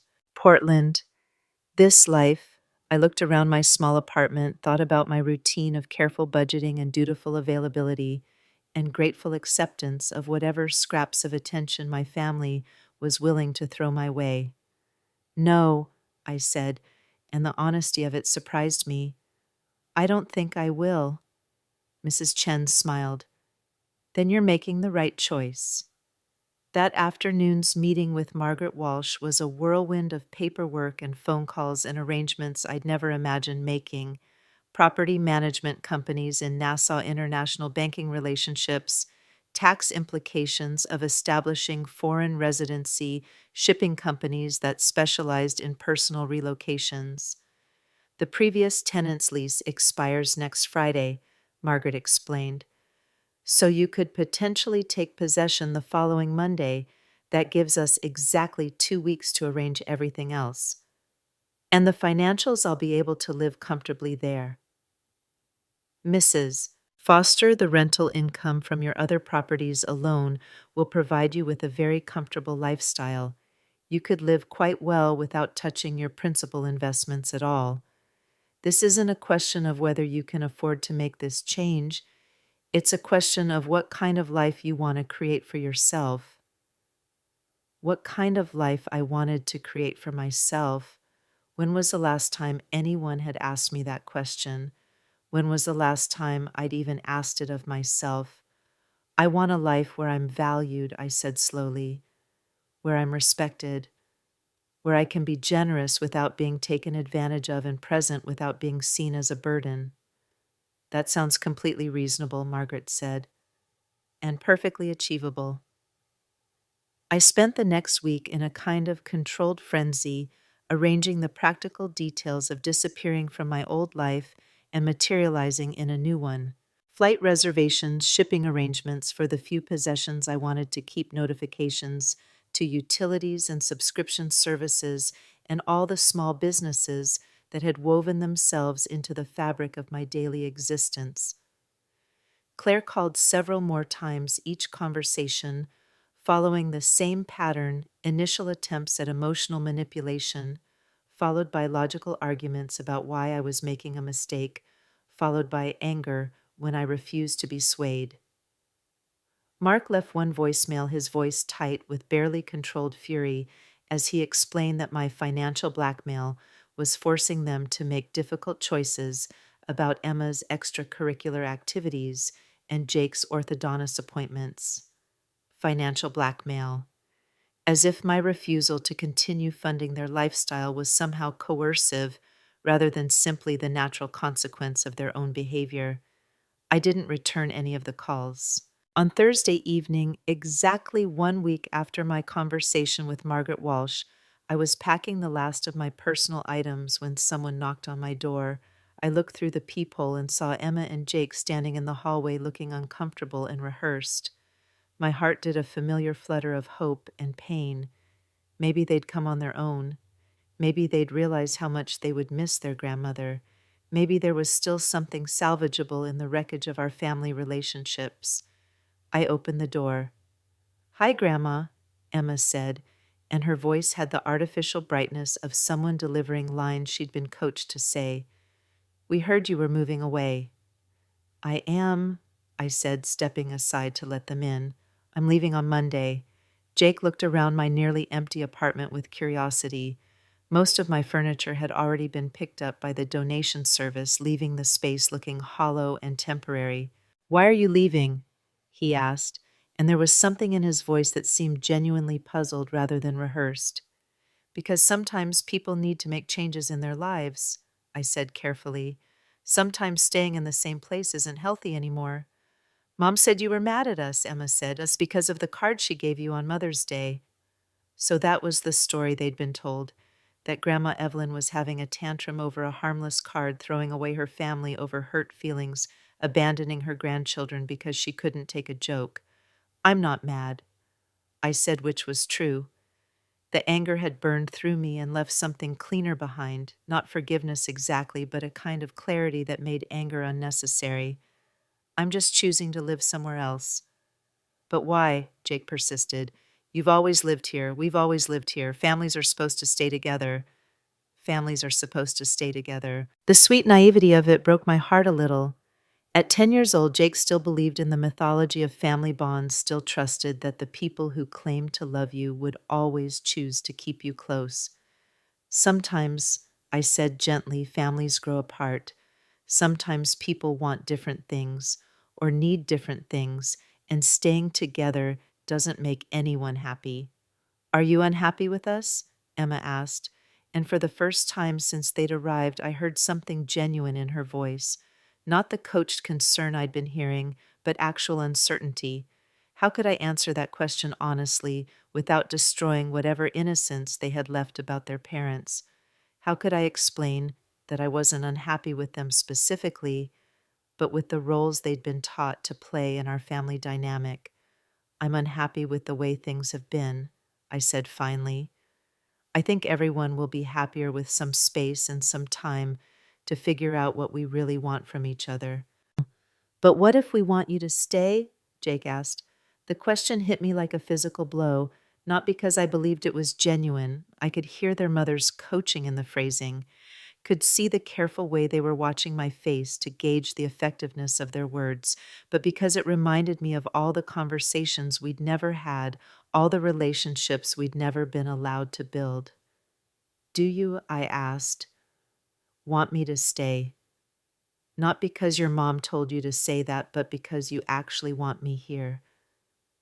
They looked at each other, and in that glance I saw the truth. They were 12 and 10 years old, raised by parents who taught them that their grandmother was a convenient resource, but not an essential relationship.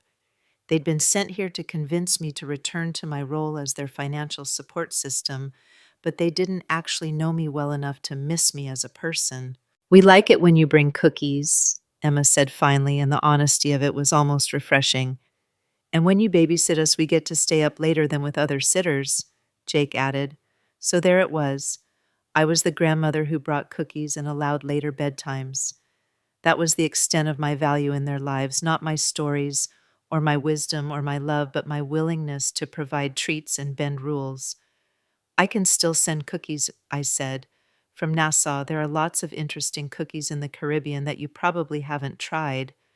It's not the same, Emma said, but she sounded like she was reciting a line rather than expressing a real emotion.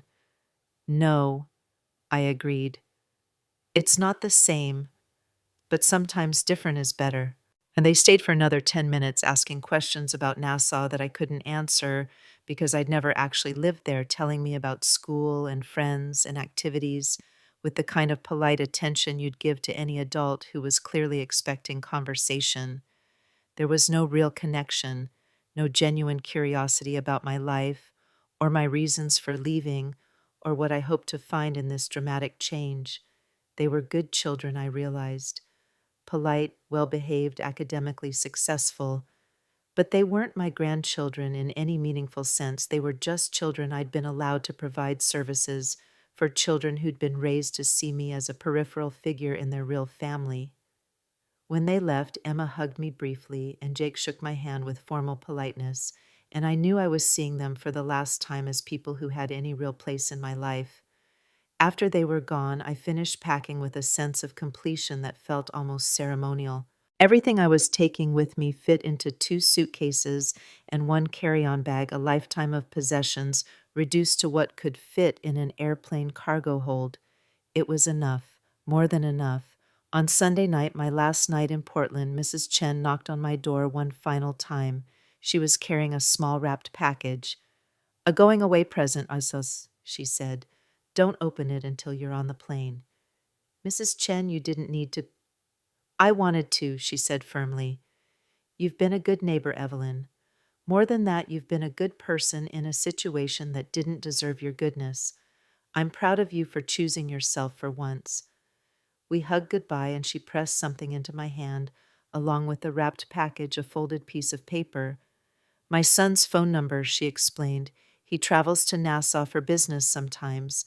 If you need anything, anything at all, you call him and tell him Mrs. Chen asked him to help. He'll take care of you. After she left, I sat in my empty apartment one last time looking out at the Portland skyline I'd been seeing from this window for 15 years. Tomorrow I would be somewhere completely different, someone completely different. The woman who'd lived in this apartment, who'd accepted disrespect and given unconditional generosity and apologized for existing, would be gone. In her place would be someone I'd never had the chance to meet, Evelyn Foster, a woman with choices. I was terrified and exhilarated in equal measure, but for the first time in decades, I was not apologetic about the space I was taking up in the world. Tomorrow, I would begin the process of discovering who that woman could become.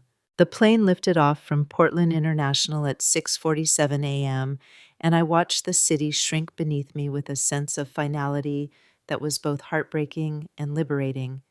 Somewhere down there, Claire was probably waking up in her perfect house, perhaps wondering if I'd really gone through with it, perhaps relieved that the problem of managing her difficult mother had resolved itself so neatly. I opened Mrs. Chen's package once we reached cruising altitude. Inside was a small leather journal with my initials embossed in gold on the cover, and tucked between the first pages was a handwritten note: "For recording your new adventures. Every day is a blank page now. Fill them with joy. Love, Helen." Helen. In all the years we'd been neighbors, I'd never known Mrs. Chen's first name. It seemed fitting that I would learn it on the day I was learning to be someone new myself. The flight to Nassau had a layover in Miami, which gave me 3 hours to sit in the airport and fully absorb what I was doing. I was 73 years old, carrying everything I owned in 2 suitcases, flying to a country I'd visited exactly once in my life to live in a condo I'd never seen as an adult. By any reasonable measure, it was insane. But I'd spent decades being reasonable, and reasonable had gotten me a Mother's Day card telling me I'd be better off dead. The second flight was smaller, and as we descended toward Nassau, I caught my first glimpse of the water, impossibly blue, stretching to the horizon like a promise of something better. The islands looked like emeralds scattered across silk, and I pressed my face to the window like a child watching paradise rise up to meet me. The property management company had sent a driver to meet me, a cheerful man named Marcus, who loaded my bags into an immaculate white SUV and immediately began telling me about the island as we drove. "You picked a good time to come, Mrs. Foster," he said, navigating through traffic with the casual confidence of someone who'd been driving these roads his entire life. "May through October, the weather's perfect. Not too hot yet, not too many tourists. You'll have the beaches mostly to yourself." "How long have you been managing the property?" I asked. "About 6 years now. Your property manager, Mr. Williams, he's been handling your mother's place since she bought it. Good man, very honest. He's kept the place in beautiful condition, always gets top dollar for the rentals." And the drive took us through Nassau proper, past colonial buildings painted in pastels that looked like they'd been designed by someone who understood that life should be beautiful then, across a bridge to Paradise Island, where the real estate grew progressively more impressive. We passed resort hotels and gated communities and stretches of pristine beach that looked like something from a travel magazine. "Here we are," Marcus said, turning into a development called Ocean Breeze Estates, "your new home." The building was 4 stories of cream-colored stucco with coral pink trim, surrounded by palm trees and landscaping that looked effortlessly tropical. A security guard waved us through the gates, and Marcus parked in front of the main entrance, where a man in a crisp white shirt was waiting with a clipboard and a warm smile. "Mrs. Foster, welcome to Nassau," the man said, extending his hand. "I'm David Williams, your property manager. We've been looking forward to meeting you for years." David Williams was perhaps 50, with the kind of deep tan that spoke of decades in the Caribbean sun and the relaxed manner of someone who'd found his place in the world. As he walked me through the building's amenities, fitness center pool, private beach access, 24-hour security, I found myself wondering why my mother had never pressured me to visit, why she'd kept this paradise to herself. "Your mother was a lovely woman," David said as we rode the elevator to the 4th floor. "Very private, very kind. She used to say she was saving this place for when she really needed it. I think she would have been happy to know you've decided it's time." The condo was on the ocean side of the building, and when David opened the door, I understood immediately why my mother had fallen in love with this place. Floor-to-ceiling windows faced the Caribbean, and the afternoon sun was streaming across hardwood floors and white furniture that looked like it had been arranged by someone with impeccable taste. The space was larger than my entire Portland apartment, with a living room that flowed seamlessly into a dining area and kitchen, a master bedroom with its own ocean view, and a guest room that could have housed a small family. But it was the balcony that took my breath away. David slid open the glass doors, and I stepped out into air that smelled like flowers and salt water onto a terrace that overlooked the most beautiful beach I'd ever seen in person. The water was the color of liquid turquoise, so clear I could see fish swimming near the shore, and the sand was white as sugar. The beach is private to the building, David explained. 24 units, most of them vacation rentals, so you'll rarely see more than a handful of people down there. Your mother used to spend hours on this balcony reading and watching the sunset. I could picture her, the woman who'd raised me with such strength and dignity, who'd worked so hard and sacrificed so much, finally finding a place where she could rest and be beautiful and watch the sun paint the sky in colors that didn't exist in Portland. The woman who died too young to really enjoy the paradise she'd created for herself. She would sit right there, David continued, gesturing to a comfortable-looking chair positioned to catch both the morning sun and the evening sunset. Every morning with her coffee, every evening with a glass of wine. She said it was the first place she'd ever lived where she felt like she was exactly where she belonged. Exactly where she belonged. I wondered if I would ever feel that way about anywhere, if at 73 I was too old to discover where I belonged, or if belonging was something you created rather than something you found. The previous tenants left yesterday, David said, so everything is ready for you. Fresh linen, stocked kitchen, all the utilities connected. I took the liberty of having some groceries delivered so you'd have what you need for the first few days. After David left, I stood alone in my new home, my new life, and tried to absorb the magnitude of what I'd done. 3 days ago, I'd been living in a small apartment in Portland, sending monthly checks to people who held me in contempt, apologizing for existing. Now I was standing in a $1 million condo overlooking the Caribbean Sea, with more money in the bank than I knew what to do with and no obligations to anyone but myself. The silence was different here. Not the heavy quiet of loneliness that had characterized my Portland apartment, but a peaceful hush broken by the sound of waves and the occasional call of seabirds. I opened all the windows and let the trade winds fill the space with air that tasted like freedom. I unpacked slowly, putting my few belongings into closets and drawers that could have held 10 times what I'd brought. My clothes looked lost in the walk-in closet of the master bedroom. My toiletries barely filled one shelf of the marble bathroom.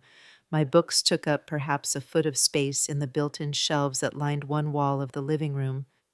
I would need to buy things, I realized, not because I lacked anything essential, but because this space deserved to be filled with beautiful objects chosen by someone who was planning to stay, planning to make a life rather than just passing time. When had I last bought something simply because it was beautiful? When had I last made a purchase without calculating whether I could afford it, without considering whether the money might be needed for one of Claire's emergencies? I made myself a simple dinner from the groceries. David had provided fresh fish, tropical fruit vegetables I couldn't identify, but that tasted like sunshine, and ate it on the balcony while the sun painted the sky in shades of pink and gold. Below me, the private beach was empty, except for a few seabirds walking along the water's edge, and the only sounds were the gentle crash of waves and the distant laughter of people enjoying dinner at one of the resort restaurants across the bay. It was the most peaceful meal I'd had in decades. My phone buzzed with a text from Claire. "Mom, I hope you're safe. We're all worried about you. Please call when you get settled so we know you're okay." I stared at the message for a long time, trying to decode what she really meant. Was she genuinely concerned about my safety? Or was she hoping I'd already realized what a mistake I'd made and was ready to come home with my tail between my legs? Was she worried about me or worried about the loss of her monthly financial support? I typed back, "I'm safe and well. The condo is beautiful. I'll be in touch when I'm ready." It was the most honest communication I'd had with my daughter in years. The next morning, I woke to sunlight streaming through windows that faced the ocean, and for a moment I couldn't remember where I was. Then it all came flooding back: Nassau, the condo, the complete reinvention of my life, and instead of panic, I felt something that took me a moment to recognize as excitement. I made coffee and took it out to the balcony, settling into the chair where my mother used to sit and watch the sun rise over water that looked like it had been painted by angels. The beach was empty except for a man walking a small dog, and I realized that this view, this peace, this moment of perfect solitude was mine for as long as I wanted it. My phone rang. The caller ID showed a Portland number I didn't recognize, but when I answered, I heard Mark's voice. Evelyn, it's Mark. Claire asked me to call because she's worried about you. Claire asked him to call, as if she couldn't be bothered to call herself, as if my dramatic flight to Nassau was just another problem that needed to be managed by the man of the house. I'm fine, Mark, I said, watching a pelican dive for fish just offshore. Look, I know we had some tension on Mother's Day and maybe things got a little heated, but this whole running away to the Caribbean thing is pretty extreme, don't you think? Running away, as if I were a teenager having a tantrum instead of a 73-year-old woman making a rational decision about how to spend the rest of her life. I don't think it's extreme at all, as I said. I think it's long overdue.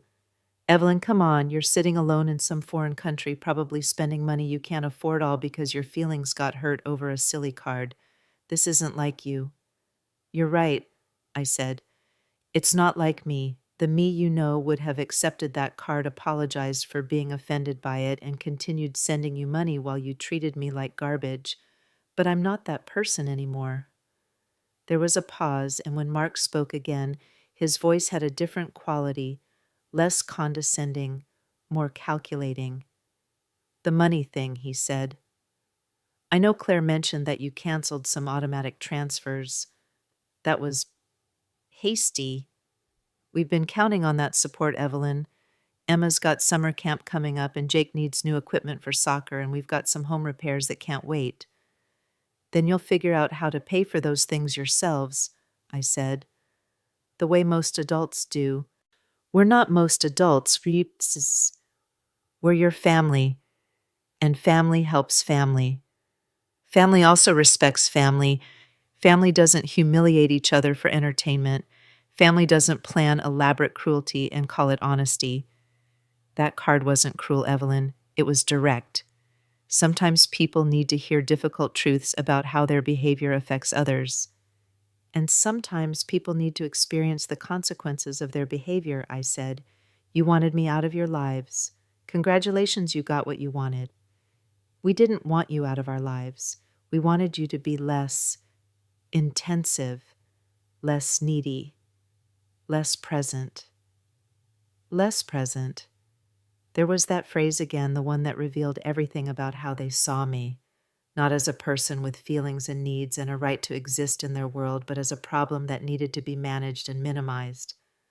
Well, I said, watching a yacht sail past my windows, I'm definitely less present now. Look, this has gone far enough. You've made your point. We understand that you were hurt, and we're sorry if the card came across as harsher than we intended, but it's time to be practical. You can't just abandon your family and run off to some tropical island like you're in a midlife crisis. I'm 73, Mark. If I'm having a midlife crisis, that means I'm planning to live to be 146. You know what I mean. I do know what you mean. You mean that I should come home and resume my role as your family's ATM, and in exchange, you'll try to be slightly less contemptuous when you accept my money. That's not Evelyn, you're twisting everything around. We never saw you as an ATM. Then what did you see me as? The question hung in the air for a long moment, and I could almost hear Mark trying to figure out how to answer without revealing the truth. You're Claire's mother, Bas, he said finally. Emma and Jake's grandmother. Your family. And what does that mean exactly? What are the privileges and responsibilities of being family in your world? It means we're there for each other. We support each other. We work through problems instead of running away from them. I supported you for 8 years, Mark. $48,000 in monthly payments alone, plus babysitting, plus emergency help, plus emotional availability whenever you needed it. What did you do to support me? We included you in our lives. We let you be part of Emma and Jake's childhood. You let me pay for the privilege of being tolerated in your presence. You let me fund your lifestyle in exchange for being allowed to babysit your children and listen to you complain about your problems. That's not support, Mark. That's exploitation. Jesus Christ, Evelyn, you make it sound like we were running some kind of scam. Weren't you? Of course not. You offered to help financially. You wanted to be involved with the kids. We didn't force you to do anything.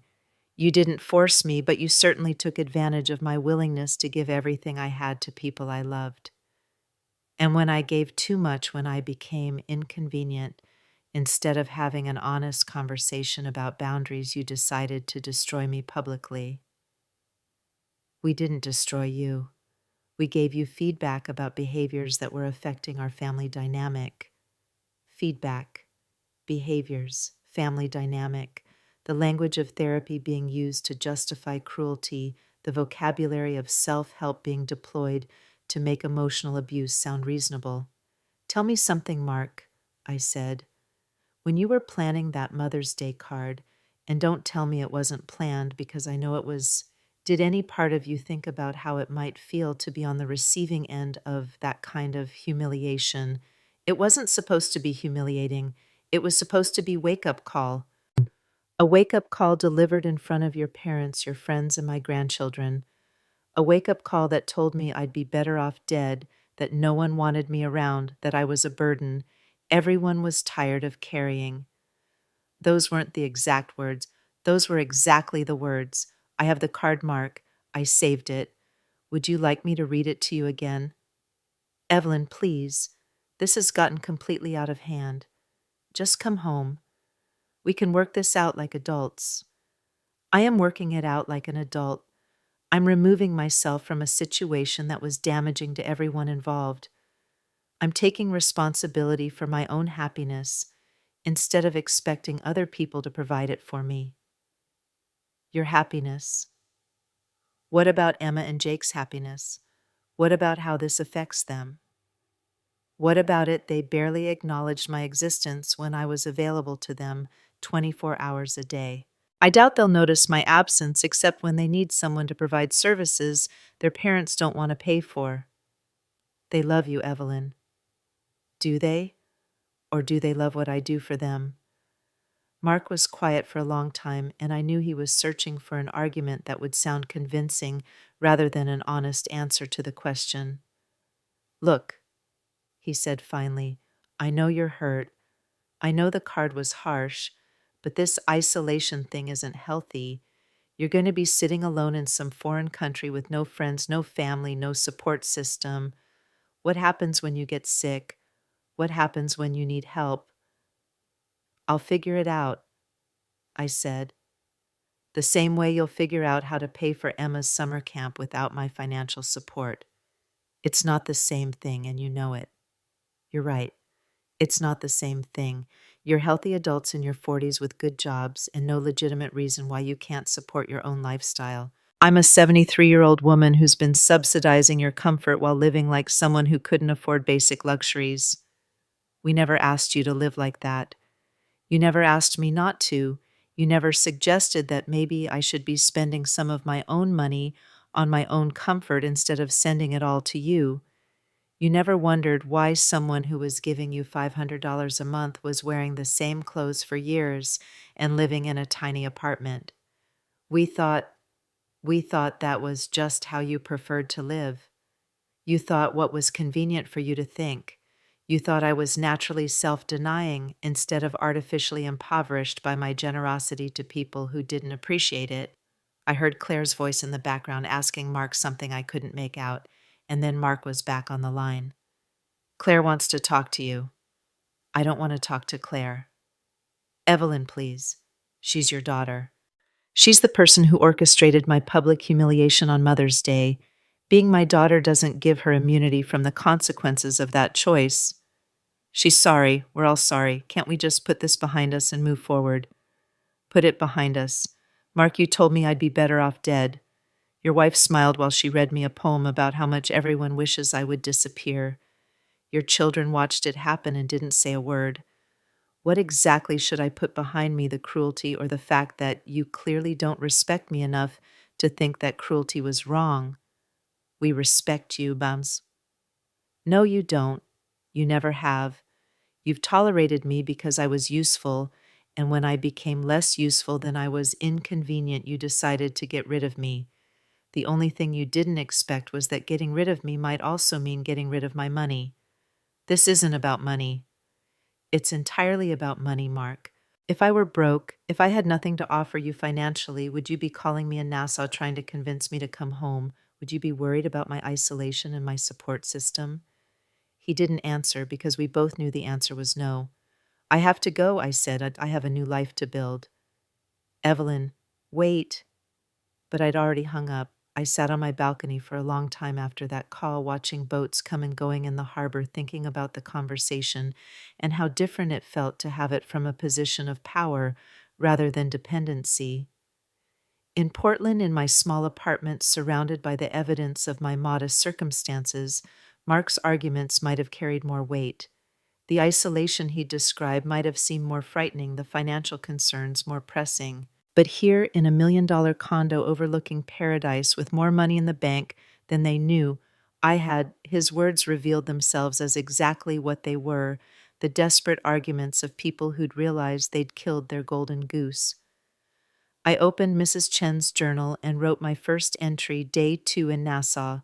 The water is more beautiful than I remembered. Mark called to tell me I'm making a mistake. I think this might be the first right decision I've made in years. That afternoon, I walked down to the private beach for the first time.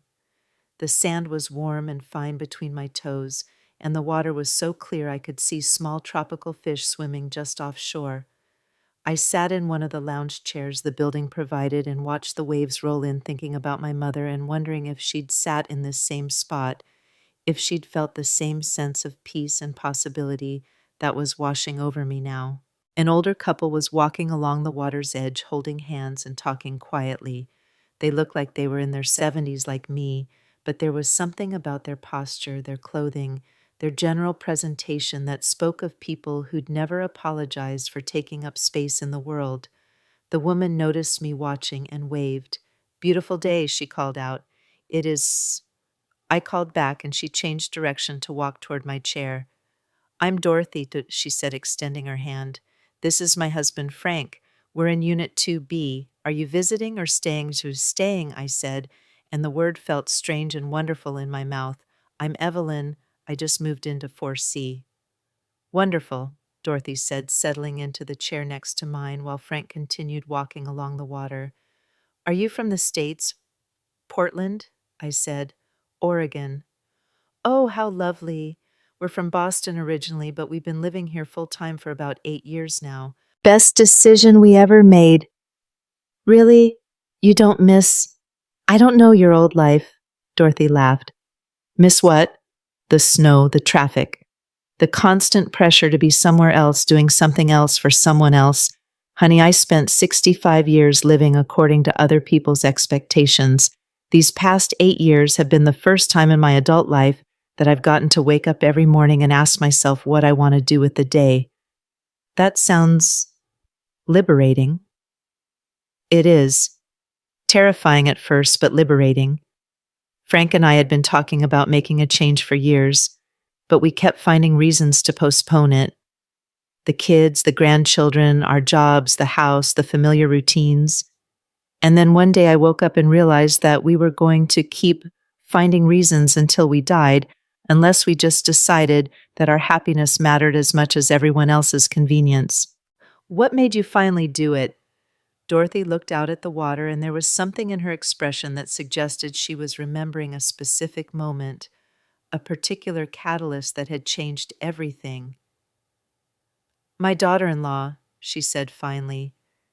She made some comment about how Frank and I were getting to be a lot of work for the family, how we were becoming a burden as we aged, how everyone was going to have to start making accommodations for our limitations. That must have been hurtful. It was, but it was also clarifying. Here we were healthy and financially stable and perfectly capable of taking care of ourselves and already being treated like we were liabilities instead of assets. I realized that if we were going to be seen as burdens no matter what we did, we might as well be burdens somewhere beautiful. And you don't regret it, not for a single day.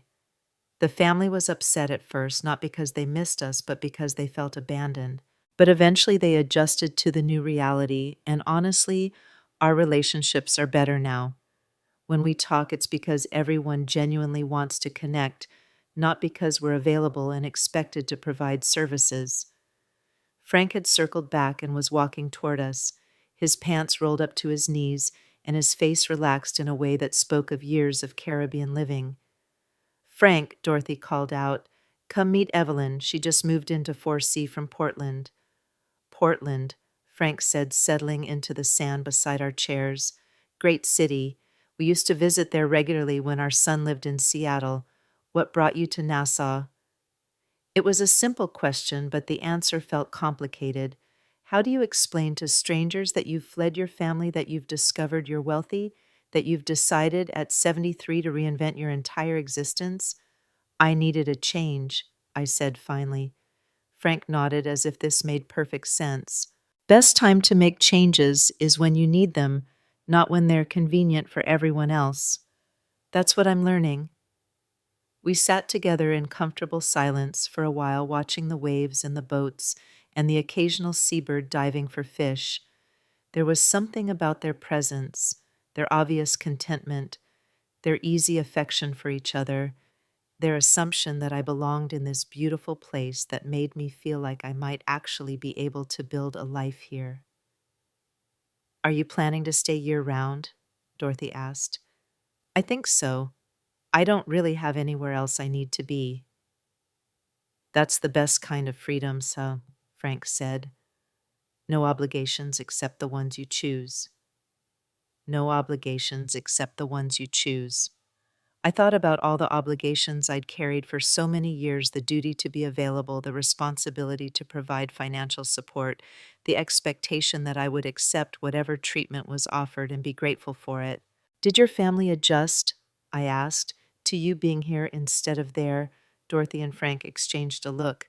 "Eventually," Dorothy said.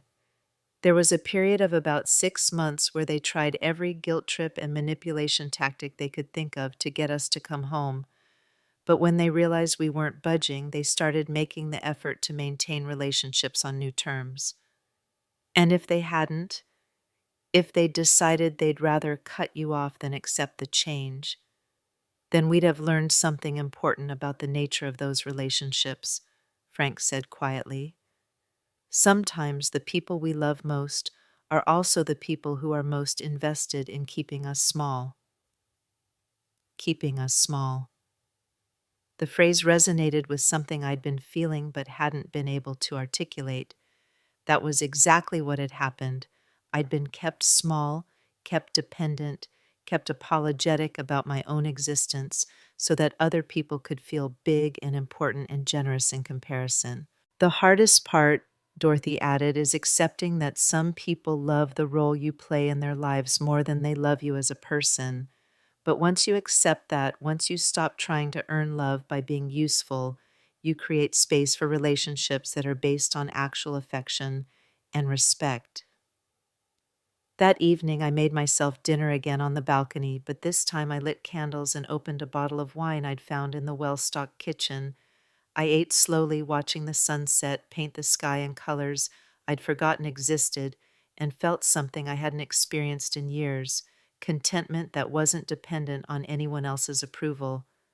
My phone buzzed with another text from Claire. "Mom, please stop ignoring us. Emma is asking where you are, and I don't know what to tell her. This is hurting the children. This is hurting the children." The final argument, the one designed to make me feel guilty for choosing my own well-being over their convenience. But I'd seen Emma and Jake just before I left Portland. I'd looked into their eyes and seen polite indifference, not love. I'd heard them explain that they liked me because I brought cookies and allowed late bedtimes, not because they valued my presence in their lives. The children weren't hurting because they missed their grandmother. They were confused because a reliable source of services had suddenly become unavailable, and their parents didn't want to admit that they'd driven away their own financial support system. I deleted the text without responding and opened Mrs. Chen's journal to write my second entry.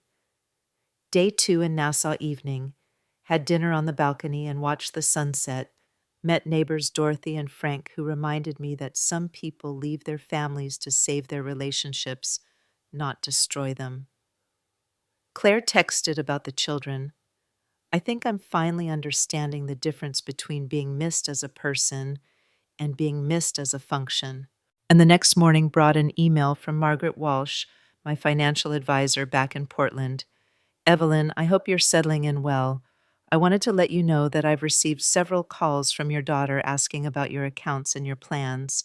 Of course, I haven't shared any information, but she seems quite concerned about your financial situation. Is there anything you'd like me to know about your wishes regarding family communications about your assets? Several calls from Claire asking about my accounts and plans. So she was still hoping this was all a temporary tantrum that would resolve itself when I ran out of money and came crawling home. She was still operating under the assumption that I was financially dependent on their tolerance rather than the other way around. I wrote back, Margaret, please continue to maintain complete confidentiality regarding my financial situation. If my daughter continues to call, you can tell her that all questions about my assets and plans should be directed to me personally. Then I added, also please proceed with establishing the foundation we discussed. I'd like to begin making donations as soon as possible. The foundation we'd discussed. In one of our conversations, Margaret had mentioned the possibility of setting up a charitable foundation focused on supporting seniors who'd been abandoned or mistreated by their adult children. It had seemed like an abstract concept at the time, something to consider in the distant future. But now, sitting in my beautiful new home, financially secure for the first time in my adult life, it felt like the perfect use for money I'd been wasting on people who didn't appreciate it. I spent the morning exploring Nassau proper, walking through the colorful streets and markets, talking to vendors and shopkeepers who treated me with the kind of warm courtesy that seemed to be the default mode here. Everyone I met assumed I belonged, assumed I had every right to be exactly where I was doing exactly what I was doing. At a small gallery near the harbor, I found myself drawn to a painting of the sunset over water, not unlike the view from my balcony, but captured with an artist's eye for the way light could transform the ordinary into something transcendent. It was beautiful and expensive and completely impractical. You have excellent taste, the gallery owner said, joining me in front of the painting. That's one of our local artists, Patricia Ming. She's been painting Caribbean sunsets for 30 years, and each one is completely unique. It's lovely, I said. Would you like to know more about it? I thought about the question. In my old life, I would have admired the painting and walked away telling myself I couldn't afford such an indulgence, that the money would be better used helping Claire with some emergency or contributing to Emma and Jake's college funds. But that wasn't my life anymore. Yes, I said, I think I would. 20 minutes later, I'd purchased not just the sunset painting, but a smaller seascape that reminded me of the view from my mother's chair on the balcony. The gallery owner arranged for delivery to my condo, and I walked out feeling like someone who had every right to surround herself with beautiful things chosen for no reason other than that they brought her joy. That afternoon, Dorothy knocked on my door with an invitation. Frank and I are having a few people over for cocktails on our balcony, she said. Nothing fancy, just some neighbors and friends. Would you like to join us? In my old life, I would have found a dozen reasons to decline. I wouldn't know anyone, I wouldn't have anything to contribute to the conversation I'd be imposing on their established social group. But again, that wasn't my life anymore. I'd love to, I said. The gathering was small. Dorothy and Frank, two other couples from the building, and a single woman named Patricia, who turned out to be the artist whose paintings I'd bought that morning. Everyone was in their 60s or 70s, and everyone had stories about the radical changes they'd made to create the lives they actually wanted. I was a corporate attorney for 40 years, said Robert, one of Dorothy's neighbors. Spent my whole career telling myself I'd pursue my real interests after retirement. Then I realized that retirement was just another way of postponing the life I actually wanted to live. What did you do? I asked. Bought a boat. he said, grinning. Learned to sail properly, spent 2 years island hopping around the Caribbean, and eventually settled here because I couldn't imagine living anywhere else. I was a high school principal, added Patricia the artist. Loved the work, loved the kids, but I was dying inside because I never had time for my own creative pursuits. Now I paint every day and sell enough to live comfortably. It's not the retirement I planned, but it's the retirement I needed. As the sun set and the conversation flowed, I realized that this was the first social gathering I'd attended in years where no one asked me to do anything for them. No one needed babysitting or financial advice or emotional support or help with household projects. I was just Evelyn, a person worthy of company for her own sake, not because of the services I could provide. When I mentioned this observation, Dorothy nodded knowingly. That's the difference between being valued for who you are and being valued for what you do, she said. In families, unfortunately, those two things often get confused. Especially with women, Patricia added. We're trained from birth to believe that our worth comes from our usefulness to others. Breaking free of that programming is one of the hardest things a woman can do, but also one of the most liberating, Frank said, raising his glass. Here's to second acts and new beginnings and the courage to choose ourselves. To choosing ourselves, everyone echoed, and I felt tears prick my eyes as I raised my own glass. When I got back to my condo that night, I found a voicemail from Emma. Hi, Grandma Evelyn, her 12-year-old voice said, still carrying that careful politeness that suggested adult coaching. Mom said you moved to an island and that you might not be coming back. I just wanted to say that I hope you're having fun, and maybe you could send pictures of the beach. Jake wants to know if there are sharks there. It was sweet in its way, but it was also the kind of message a child might leave for any adult who'd gone away polite, curious, but not particularly emotional. There was no sense of loss, no plea for me to come home, no indication that my absence was creating any kind of void in her life. I called her back, calculating the time difference to make sure it wouldn't be too late in Portland. Emma, it's Grandma Evelyn. Oh, hi, she said, and she sounded genuinely pleased to hear from me. Did you get my message? I did, sweetheart. Thank you for calling. I'm doing very well here. Is it really tropical, like with palm trees and everything? Yes, exactly like that, and the water is so blue it doesn't look real. Are there sharks? I laughed. Probably, but not near the beach where I swim. Just little colorful fish and sometimes dolphins. Cool Mom said you might stay there forever. Is that true? Forever? The word hung between us like a question neither of us knew how to answer. I'm planning to stay for a long time, I said carefully. This is my home now. But what about us? What about when we want to see you? Well, I said, there are airplanes that go both directions. If you ever want to visit, you could come here. Really? Could we stay in your house? Of course, I have a guest room with its own view of the ocean. That would be awesome. I'll ask Mom if we can come for Christmas vacation. I almost smiled at her innocence, her assumption that her parents would be willing to invest in maintaining a relationship with me now that I was no longer providing financial benefits. But maybe, just maybe, she was right. Maybe once the initial hurt and anger faded, Claire would realize that she'd rather have a relationship with her mother than no relationship at all. You can always ask, I said. And Emma, I want you to know that even though I'm far away, I still love you very much. I love you too, Grandma, and I'm glad you found somewhere that makes you happy. I'm glad you found somewhere that makes you happy. Out of the mouths of babes, the simple wisdom that adults sometimes struggle to accept. After Emma and I hung up, I sat on my balcony with Mrs. Chen's journal and tried to capture the complexity of the day, the freedom of buying art simply because it was beautiful, the joy of being welcomed into a community of people who'd chosen their own happiness, the bittersweet conversation with my granddaughter who seemed to understand instinctively something her parents were still fighting. Day 3 in Nassau, I wrote. Bought my first paintings, met my first real friends, had my first conversation with Emma since I left. I think I'm beginning to understand what my mother meant when she said, This place felt like home. It's not just the beauty, it's the permission it gives you to be yourself without apology.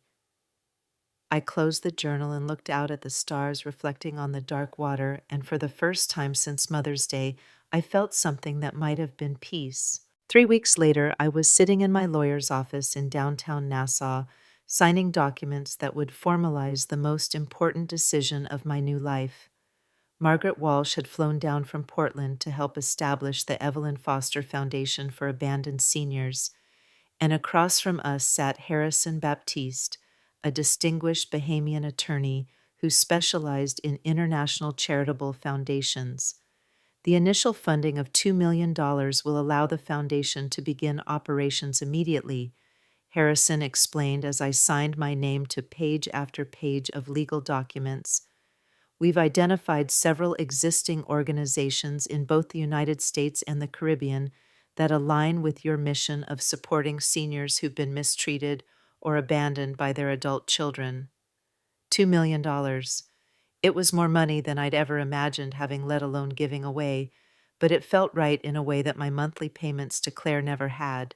This money would go to people who genuinely needed support, not to fund the comfortable lifestyle of people who held me in contempt.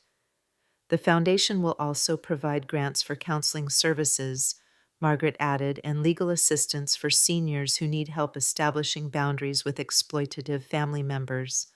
Perfect, I said, thinking of all the women like me who might be sitting in small apartments right now, sending money to ungrateful children while living like they couldn't afford basic comforts. I want people to know they have options. My phone buzzed with yet another call from Claire. She'd been calling twice a day for the past week ever since she'd apparently realized that my absence wasn't temporary and my financial support wasn't coming back. I declined the call and turned my attention back to the documents. There's one more thing, Harrison said, sliding a thick envelope across the desk. The letters you asked me to prepare. The letters. I'd spent hours dictating them, choosing every word carefully, making sure they said exactly what needed to be said without leaving room for misinterpretation. The first one will be delivered to your daughter's address in Portland, Harrison continued. The second to your son-in-law's office, both by certified mail requiring signatures. I opened the envelope and looked at the copies one more time. 2 letters that would end one chapter of my life and begin another. The first letter was addressed to Claire.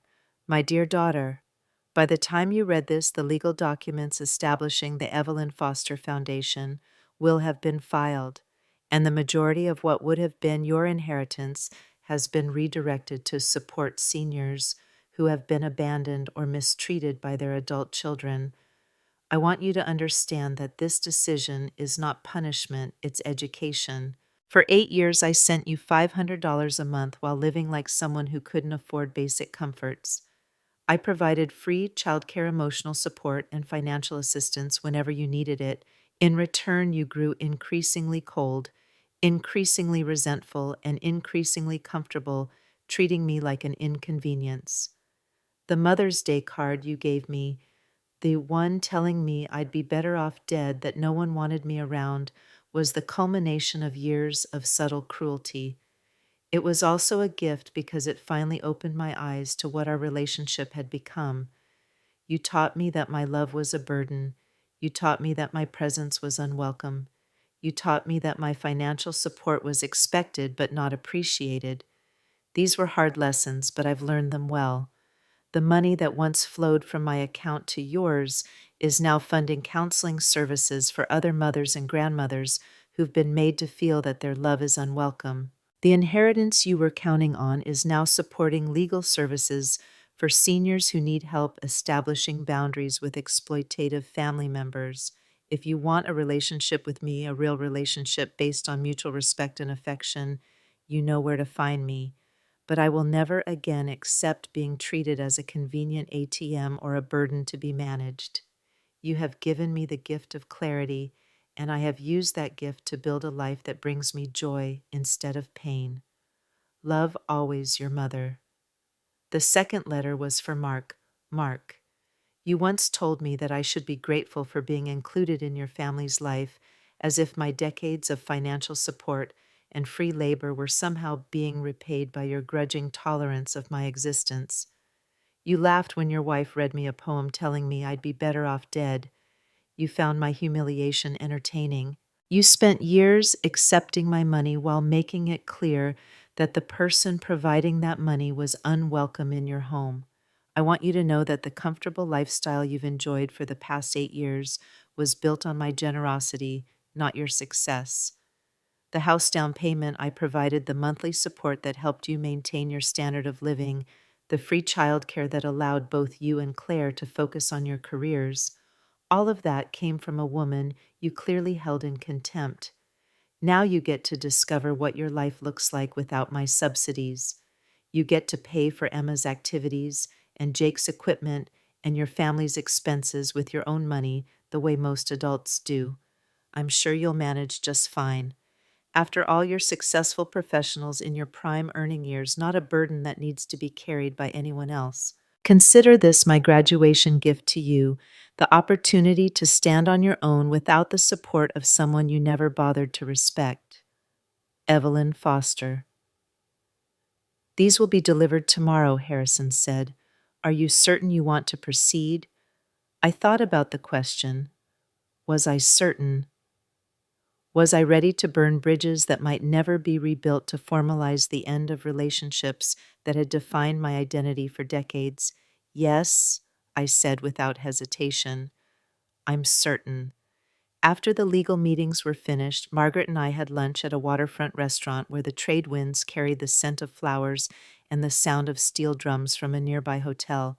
She was flying back to Portland that evening, and there was something ceremonial about this final business meal. Any regrets, she asked as we watched boats come and go in the harbor. About the foundation, none at all. About any of it, the move the money cutting ties with your family. I considered the question seriously. 3 weeks in Nassau had given me time to think beyond the immediate anger and hurt, time to consider whether I was making decisions from wisdom or just spite. No regrets, I said finally. For the first time in my adult life, I'm living according to my own values instead of other people's expectations. I'm using my resources to help people instead of enabling bad behavior. I'm building relationships based on mutual respect instead of financial dependency. And if Claire or the grandchildren want to rebuild things, then they know where to find me. My door is always open to people who want to treat me like a person worth knowing instead of a problem to be managed. That evening, after Margaret's flight had departed, I walked down to the beach for what had become my daily sunset ritual. Dorothy and Frank were already there reading in their usual chairs, and they waved me over. How did the legal business go? Dorothy asked. Completed, I said, settling into the chair I'd started thinking of as mine. The foundation is officially established, the letters are being sent tomorrow, and I am officially a woman with no obligations except the ones I choose. That's terrifying and wonderful, Frank said. How does it feel? Liberating, I said. And yes, a little terrifying. The terror fades, Dorothy assured me. The liberation just keeps getting better. We sat in comfortable silence as the sun painted the sky in shades of orange and pink. A family was playing in the shallow water nearby, parents and 2 young children, everyone laughing and splashing and clearly delighting in each other's company. It was the kind of scene that might have made me melancholy a few weeks ago, might have highlighted everything I'd lost. Now it just looked like one way people could choose to spend their time together. My phone buzzed. A text from Emma. Grandma Evelyn. Mom got a letter today, and she's really upset. Are you okay? Did something bad happen? Something bad happen. From Emma's perspective, something bad had happened. The adults in her world were acting strange and emotional, and the grandmother who used to provide reliable stability had suddenly become another source of family drama. I typed back, I'm fine, sweetheart.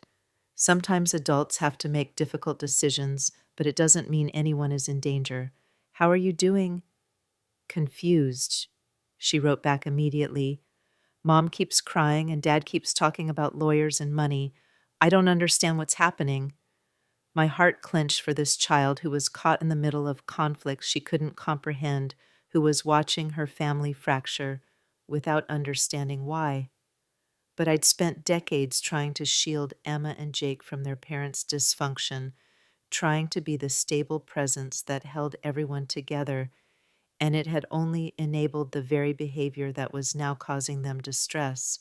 Sometimes families go through difficult periods, I wrote, but I want you to know that I love you no matter what happens between me and your parents. That will never change. Are you ever coming back? The question hung on my screen like a challenge. Was I ever going back to what? To my small apartment and careful budgeting and monthly payments to people who wished I would disappear? I don't think so, I typed. But you're always welcome to visit me here. The invitation stands whenever you're ready. Mom says flying to other countries is too expensive. Too expensive. Claire, who'd been receiving $500 a month from me for 8 years, who lived in a house I'd helped buy, who'd built her comfortable lifestyle on my financial support, now claimed that maintaining a relationship with me was too expensive. There are lots of ways to stay connected besides visits, I wrote. We can video chat, and I can send you pictures, and maybe someday when you're older you can come see me yourself. I hope so. I miss you. I miss you. 3 simple words that meant more to me than all of Claire's manipulative voicemails and Mark's condescending lectures. Emma might not understand the complex dynamics that had led to my exile, but she understood loss and she was brave enough to name it. I miss you too, sweetheart. More than you know. The next evening, Harrison called to confirm that both letters had been delivered and signed for. Claire had received hers at 2:47 p.m. Eastern Time. Mark had signed for his at his office at 4:15 p.m. I spent that night writing in Mrs. Chen's journal, trying to capture the strange mixture of grief and relief I felt, knowing that my final words to my family were now out in the world, impossible to take back. Day 22 in Nassau. I wrote, "Today I officially became a woman without a family and with a foundation. The letters have been delivered. Whatever happens next is beyond my control, which feels both terrifying and liberating." The phone call started the next morning. First Claire, her voice shaking with what sounded like genuine panic. "Mom, I got your letter. I don't understand. You can't just give away my inheritance. That money was supposed to be for Emma and Jake's college funds. You can't punish them because you're mad at us." Then Mark, his voice tight with barely controlled fury. "Evelyn, I don't know what kind of breakdown you're having, but this foundation thing is financial abuse of your own family. We're going to contest it. You can't just steal money from your grandchildren and give it to strangers."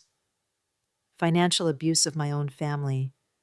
The irony was perfect. The people who'd spent years treating me like an ATM were now accusing me of financial abuse because I'd stopped letting them withdraw from my account. I didn't answer the calls. There was nothing left to say. But I did answer when Emma called that afternoon. "Grandma Evelyn," she said, and her voice was small and scared. "Mom showed me the letter you sent. Does this mean you don't love us anymore?" The question broke my heart. "Oh, sweetheart, I love you more than you'll ever know. The letter isn't about not loving you, it's about learning to love myself." "But you gave our money away. Mom says we can't afford things now because of what you did." Our money. Already Emma had learned to think of my assets as family property, to see my financial independence as theft from her future. "Emma," I said gently, "that was never your money. It was my money that I earned and saved and chose to share with your family for many years. But when people consistently treat you badly, sometimes you have to stop rewarding that behavior. Did we treat you badly? I don't remember being mean to you. You weren't mean to me, sweetheart, but your parents were. And part of loving someone is not enabling them to hurt you. I don't understand. I know you don't, and I'm sorry this is confusing for you. But someday when you're older, I hope you'll understand that sometimes the most loving thing you can do is refuse to accept treatment that damages your soul. Are you happy? She asked suddenly. In your new place? The question caught me off guard. When was the last time anyone in my family had asked about my happiness? Yes, I said, and I was surprised by how true it felt. I'm very happy. I wake up every morning in a beautiful place surrounded by people who value me for who I am instead of what I can provide. I'm using my money to help people who really need it instead of funding the comfortable lifestyle of people who hold me in contempt. I'm finally living according to my own values instead of other people's expectations. That sounds nice, Emma said wistfully. Maybe I can visit you someday and see what that looks like. I would love that more than anything, I said. You will always, always be welcome in my home and in my life. After we hung up, I walked out to my balcony and looked at the painting I'd bought, Patricia's Sunset over water, now hanging where I could see it from my favorite chair. The colors were even more beautiful in the Caribbean light, and I realized that this was the first piece of art I'd ever owned, the first beautiful object I'd purchased simply because it brought me joy. In my old life, I would have walked past that painting a dozen times admiring it, but never considering that I deserved to own something so lovely. I would have calculated the cost against Claire's needs, against Emma and Jake's future expenses, against the endless list of other people's priorities that always came before my own desires. Now it hung in my living room, catching the light every morning and evening, reminding me daily that I was worth beautiful things, that my aesthetic preferences mattered, that creating joy for myself was not selfish but necessary. My phone rang one more time that day. The caller ID showed a number I didn't recognize, but the area code was Portland. Mrs. Foster, this is Dr. Janet Martinez. I'm Emma and Jake's pediatrician, but I'm calling as a friend of your family. Claire asked me to reach out to you. A doctor. Claire had recruited a medical professional to call me, presumably to suggest that my decision to stop funding her lifestyle was evidence of cognitive decline or emotional instability. Dr. Martinez, I said carefully, I appreciate your concern for the family, but my financial and personal decisions are not medical issues. Oh, I'm not calling about that, she said, and there was something in her voice that suggested genuine warmth rather than professional obligation. I'm calling because I wanted to tell you that I think what you did was brave. Brave. That wasn't what I'd expected to hear. Claire told me about the Mother's Day card. Dr. Martinez continued. And honestly, Mrs. Foster, as someone who's known this family for several years, I've watched you being taken advantage of and wondered when you were going to realize your own worth. You saw what was happening. It was pretty obvious to anyone paying attention. You were always the one making sacrifices, always the one providing support, always the one apologizing for inconveniencing people who should have been grateful for your presence in their lives. Then why didn't anyone say anything? Dr. Martinez was quiet for a moment. Because it wasn't my place and because I wasn't sure you were ready to hear it. Sometimes people have to come to these realizations on their own. And you think I've made the right choice. I think you've made the only choice that preserves your dignity. I think you've finally started valuing yourself the way other people should have been valuing you all along. After that call, I sat on my balcony and wrote the final entry in Mrs. Chen's journal, Day 23 in Nassau. Today I learned that even people I barely knew could see what my own family refused to acknowledge, that I deserved better treatment than I was receiving. Dr. Martinez called me brave. I think she might be right. I closed the journal and looked out at the Caribbean sunset, at the water that had become my daily meditation, at the horizon that stretched endlessly toward possibilities I was still discovering. In the distance, I could see other islands, other beaches, other potential adventures I hadn't even imagined yet. Tomorrow I would wake up in paradise, surrounded by people who chose to be in my life because they enjoyed my company, not because they needed my services.